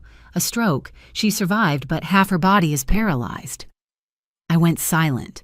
Rachel was making tea and turned toward me, worried. Mom, what's wrong? I sat down. Veronica had a stroke. Rachel said nothing. After a moment, she set the teapot on the table and exhaled softly. I'm not happy about it, she said, and I don't pity her either. She looked up, her eyes not hateful, just accepting. I just feel it's fair. Everything fell back into place in the end. I held her hand, and in that moment, I understood what I had always believed throughout my years as a lawyer. Cruelty destroys itself. We don't need to retaliate. We don't need to inflict more pain. The damage people like Veronica create usually circles back in ways no one predicts. In the days that followed, my home had more peace than ever. Morning bird song, Rachel reading in the armchair at night, sometimes resting her head on my shoulder like when she was little. We cooked together, tended the garden that had been neglected through months of exhaustion. No pounding on the door at midnight, no threats, no eyes watching from the dark, just quiet. A quiet I once believed I would never experience again. One afternoon, while Rachel was tending the balcony plants, she turned back to me and smiled. Mom, we can breathe now. I nodded. I didn't say anything. Sometimes words cannot keep up with the feelings inside. Yes, we could finally breathe. Not because we had won, but because no fear was gripping our throats anymore. Life didn't become perfect, but it became right. And for me, that was enough. If there was a moment in my life that made me stop and take a deep, slow breath, it was the morning Rachel walked out the door wearing a pale blue blouse, her hair tied neatly back, holding the new bag she bought with her own salary. Her eyes were bright, truly bright, something I hadn't seen during the years she lived with Cole. The brightness of someone who had stepped out of a windowless room and realized the sky was wide. I'll be okay, Mom, she said with a smile that wasn't forced. I nodded, standing on the porch, watching her descend the steps. No more darting glances, no more shrinking posture. Rachel was walking the way she used to as a child, soft but steady, as if the world beneath her feet finally had space for her. She had found a new job at a medical research center, where people greeted each other with smiles, where supervisors didn't need to shout to prove authority, and where Rachel first experienced something most people take for granted: respect. That evening when she came home, I asked, "How was it?" Rachel smiled, taking off her scarf, and said something that nearly brought me to tears. "I forgot what it feels like to be treated like a normal person, Mom." James Porter entered her life the way kindness often does, quietly, without drama, without the overwhelming intensity that makes people suspicious. He was a resident doctor in the same building Rachel worked in, a few years older, tall, broad-shouldered, gentle-faced, with a voice soft but steady. I met him for the first time at a small seminar when Rachel brought him over. "James, this is my Mom." He extended his hand, firm but not overbearing. "It's a pleasure to meet you, Mrs. Hawkins. Rachel talks about you all the time." I glanced at Rachel and saw her cheeks turn slightly pink, not the girlish kind of blush, but the quiet shyness of a grown woman learning to trust a new hand after being hurt for so long. Throughout the event, I observed James with the instinct of a mother who has witnessed the worst hidden behind a man's polite exterior. But James had none of the red flags I watched for. He didn't touch Rachel unless she invited it. He didn't answer questions on her behalf. He noticed when she was tired but never told her what to do. In short, he respected her boundaries. And that, to me, was as meaningful as any declaration of love. One late spring evening, Rachel came home looking conflicted. I saw it the moment she opened the door. "What happened, sweetheart?" She set her bag on the table, walked over, and sat beside me. "James proposed to me." I sat up straight. "And what did you say?" She bit her lip. "I told him I needed more time." I couldn't help but smile gently. "That's a grown-up answer." Rachel sighed and rested her head on my shoulder like she used to. "I love him, Mom, but I'm afraid of myself. I'm afraid I'm not fully healed, afraid the old shadows are still inside me, and I'll bring them into a new life without meaning to." I stroked her hair. "Rachel, being grown doesn't mean having no wounds. It means knowing how to care for them when they return. You've already done that. You stood up, fought back, walked away when you needed to. You know your worth. You know your boundaries. That means you are healed, not because you forgot the past, but because you no longer let it decide your future." She squeezed my hand, and I felt it clearly. My daughter had truly stepped out of the darkness. One Sunday afternoon, while we were pulling weeds in the garden, Rachel suddenly said, "Mom, I want to tell my story." I froze. "You mean publicly?" Rachel nodded. "There are so many women still living in silence, Mom. I used to be one of them. I know what shame feels like, what fear feels like, what confusion feels like. I want them to know there's a way out. I want them to look at me and think, if she did it, maybe I can too." I looked at my daughter for a long time, the baby I once held when she was learning to walk, the woman I held when she shook after Cole's blows, the warrior who stood in front of her husband in a jail visitation room and said, "I'm not afraid of you anymore." Now she wanted to turn pain into light. I squeezed her hand. "Then we'll tell it," I said, "together."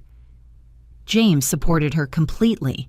He listened to her plans without taking over, without inserting himself, without offering cliché lines like, "You're so strong." He simply asked, "What can I do to help you?" When Rachel told me that, she burst into tears, not from sadness, from being understood. There were afternoons when I watched Rachel and James tending the garden together or fixing a bookshelf. There were mornings when I heard Rachel laughing at something James said. That laughter, I once believed I would never hear again, and in those moments I realized the future doesn't arrive in loud, triumphant waves. It comes quietly through small things: safety, peace, respect, kindness. Rachel had found all of that, and I, finally, felt my own heart loosen. One evening, as we sat on the porch watching the sunset, Rachel whispered, "Mom, I think I'm ready now." I knew exactly what she meant, and I smiled. "Then let the future lead the way." Rachel turned to me, her eyes shimmering the way they did when she was little. "Do you think I deserve happiness?" I took her hand. "You've deserved it for a long time, Rachel. You're only just beginning to believe it." That night, after Rachel and James left following dinner, I stood at the door watching them go, a peace settling in me so deep it surprised even myself. No more darkness hanging over this house. No more fear, no more threats, no more fighting alone. My daughter had been reborn, and somehow so had I. Our future wasn't a blazing, brilliant light, but a warm one, gentle enough to see the road ahead, steady enough to remind us every step was worthwhile. And for the first time in years, I believed we were not just surviving. We were truly living. I don't know what moment marked Rachel's clearest turning point. Was it when she bravely walked away from Cole? When she stood in front of the man who once paralyzed her with fear and said, "I want a divorce"? Or was it the calm moment she said she wanted to tell her story to help others? Maybe all of them. Or maybe it was that quiet morning when I opened the door to my study and found Rachel at her computer, shoulders relaxed, her gaze steady, as if she were finally doing something that belonged to her more than anything else ever had. "Mom," she looked up, her eyes naturally bright, "I think I'm going to start a blog." "A blog?" I asked, walking closer. Rachel nodded and turned the screen toward me. The website was empty, only one simple title at the top. "Finding Myself Again, Han Trin Tim Lai Chin Ming." I read each word slowly. No embellishment, no dramatics, just a gentle but weighty declaration from someone once broken who had now chosen to stand tall again. "I want to tell the truth," Rachel said, her voice soft but steady, "not to get revenge, but so that someone, just one person, might see the door I once couldn't see." I placed my hand on her shoulder. "Then write, Rachel. You didn't just survive. You won." Her first post went up that evening. Within hours, the first comments appeared. Messages from strangers, mostly women, many using pseudonyms, some leaving only a heart, but enough to show me her story had not disappeared into the void. An email arrived after midnight from a woman in Michigan. "I've never dared tell anyone that my husband controls my phone, my money, even my clothes. When I read your story, I saw myself. Thank you for speaking out." The next morning, 3 more emails, then 10, then 50. Rachel read each one, and every time she finished, she sat quietly for a moment, as if gathering the pain of others into her chest to understand, to share, to make sure none of it was overlooked. Watching her, I saw a woman whose personal suffering had become a fire, not to burn herself, but to warm others. As for me, I continued my work as before, but something fundamental shifted. My name began reaching women who saw me as a safe place. One young woman walked into my office on a Friday afternoon. "Mrs. Hawkins," she said, her hands clasped tightly, "I read your daughter's blog. I want to ask, do I have the right to leave?" Another called close to midnight. "I'm sorry to bother you, but I don't know who else to call." I'm no superhero. I don't have solutions for every kind of pain, but I know how to help them open the first door. The door leading out of the invisible walls that abuse builds.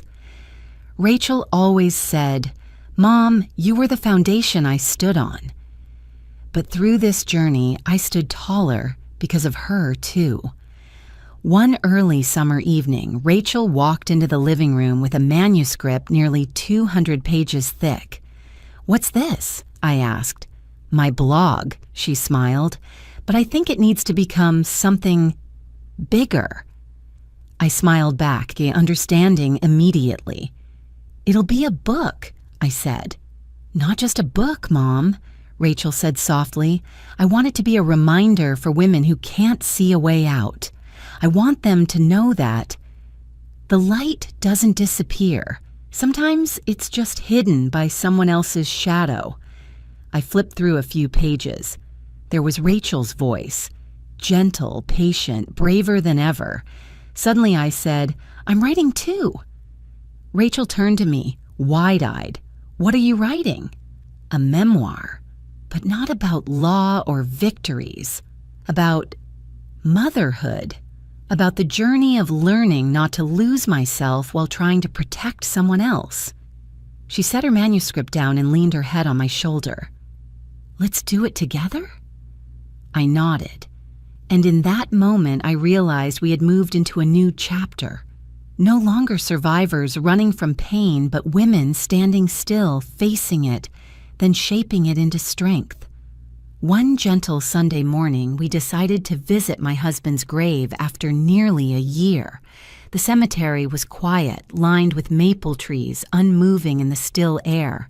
I brought white lilies, the kind he used to buy me on days that weren't special to anyone but him. Standing before the headstone, Rachel bent down to place the flowers, her hand trembling slightly. Her voice was small but clear. "I'm okay now, Dad." A breeze lifted a few strands of her hair. Sunlight filtered through the trees, falling across her face, making her look both strong and pure. I placed my hand on her back, my chest tightening. "He's proud of you," I whispered, "of both of us." We stood there a long time without speaking. In that silence, I felt my husband's warmth, as quiet, steady, and gentle as he had always been in our lives. On the drive home, Rachel turned to me, her eyes bright with a sudden understanding. "You know, if I hadn't gone through all of that, maybe I wouldn't be who I am today, and I wouldn't be able to help those women." I took her hand. "Suffering should never be the price for becoming strong," I said. "But when it happens, how we rise, that's what defines us." Rachel smiled. "I rose because of you." I looked at my daughter for a long moment, then answered through a tightening in my throat. "No, Rachel, you rose because of yourself. I only lit the path." And for the first time in this long, winding journey, I realized both of us had found our new purpose, not to end a battle, but to begin a healing journey for others, a mission born from love, pain, and a light that even the deepest darkness could never extinguish. I spent nearly a year finishing the final draft of the memoir, a book I had first intended to write only for myself, but eventually realized it belonged to far more people than just me. It belonged to the women living in silence the way Rachel once did. It belonged to the mothers who had sat alone in the dark, breathless with worry because their daughters hadn't called.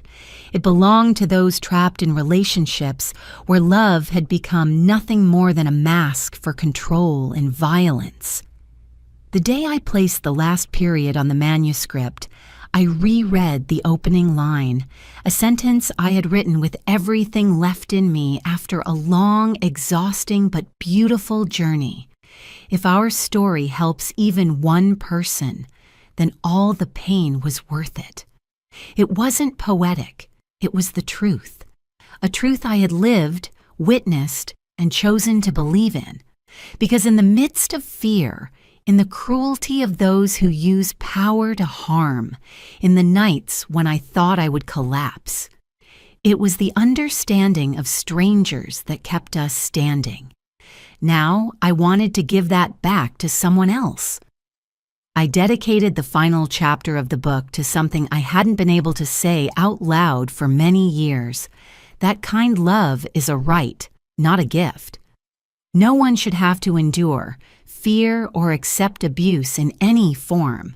No one should live under excuses like, "I did it because I love you." And no mother should have to watch her child wither under a love that was never real. I wrote, "You deserve kindness. You deserve a love that doesn't ask you to give up yourself just to survive." When Rachel read those lines, she didn't say a word. She simply walked over, wrapped her arms around me from behind, and rested her head on my shoulder for a long time. It was both a thank you and a reminder of how far we had come. Life after that was no longer loud, no more late-night phone calls, no more strange cars parked outside the gate, no more jolting awake at small noises. Rachel reclaimed her life, piece by piece, habit by habit, each morning with birdsong and a cup of coffee she made herself, each afternoon where she looked in the mirror and didn't see shame or fear. And I found the peace I had believed was lost forever. We kept our Sunday ritual, sitting in the garden, watching the sun sink behind the trees. In the early days, it was where we whispered about the pain. Now, it was where we revisited the past with a strange tenderness, not to forget, but to remember differently, softer, warmer, more grateful. "I think I'm healed, Mom," Rachel said one evening as the wind carried the scent of lavender across the yard. I turned to her and smiled. "You're not just healed, Rachel. You've bloomed." She laughed gently, her eyes shimmering as though they held the whole evening sky. The day my memoir was ready to send to the publisher, I sat before my computer and wrote the final note. Not a blessing, not a farewell, but a message for whoever would step into this story next, someone like you, listening to me recount this journey from beginning to end. I wrote, "If you've read this far, where are you standing in your own story? What did this journey touch inside your heart? If you want to share, I'm here. I'm listening." Because I know there are stories that just need a place to be spoken so they no longer stay buried in the dark. I added, "Thank you, whoever you are, for spending the time to walk with me and my daughter through each page. Not everyone has the patience, and even fewer have the courage to stay through a story like this. And that is the truth.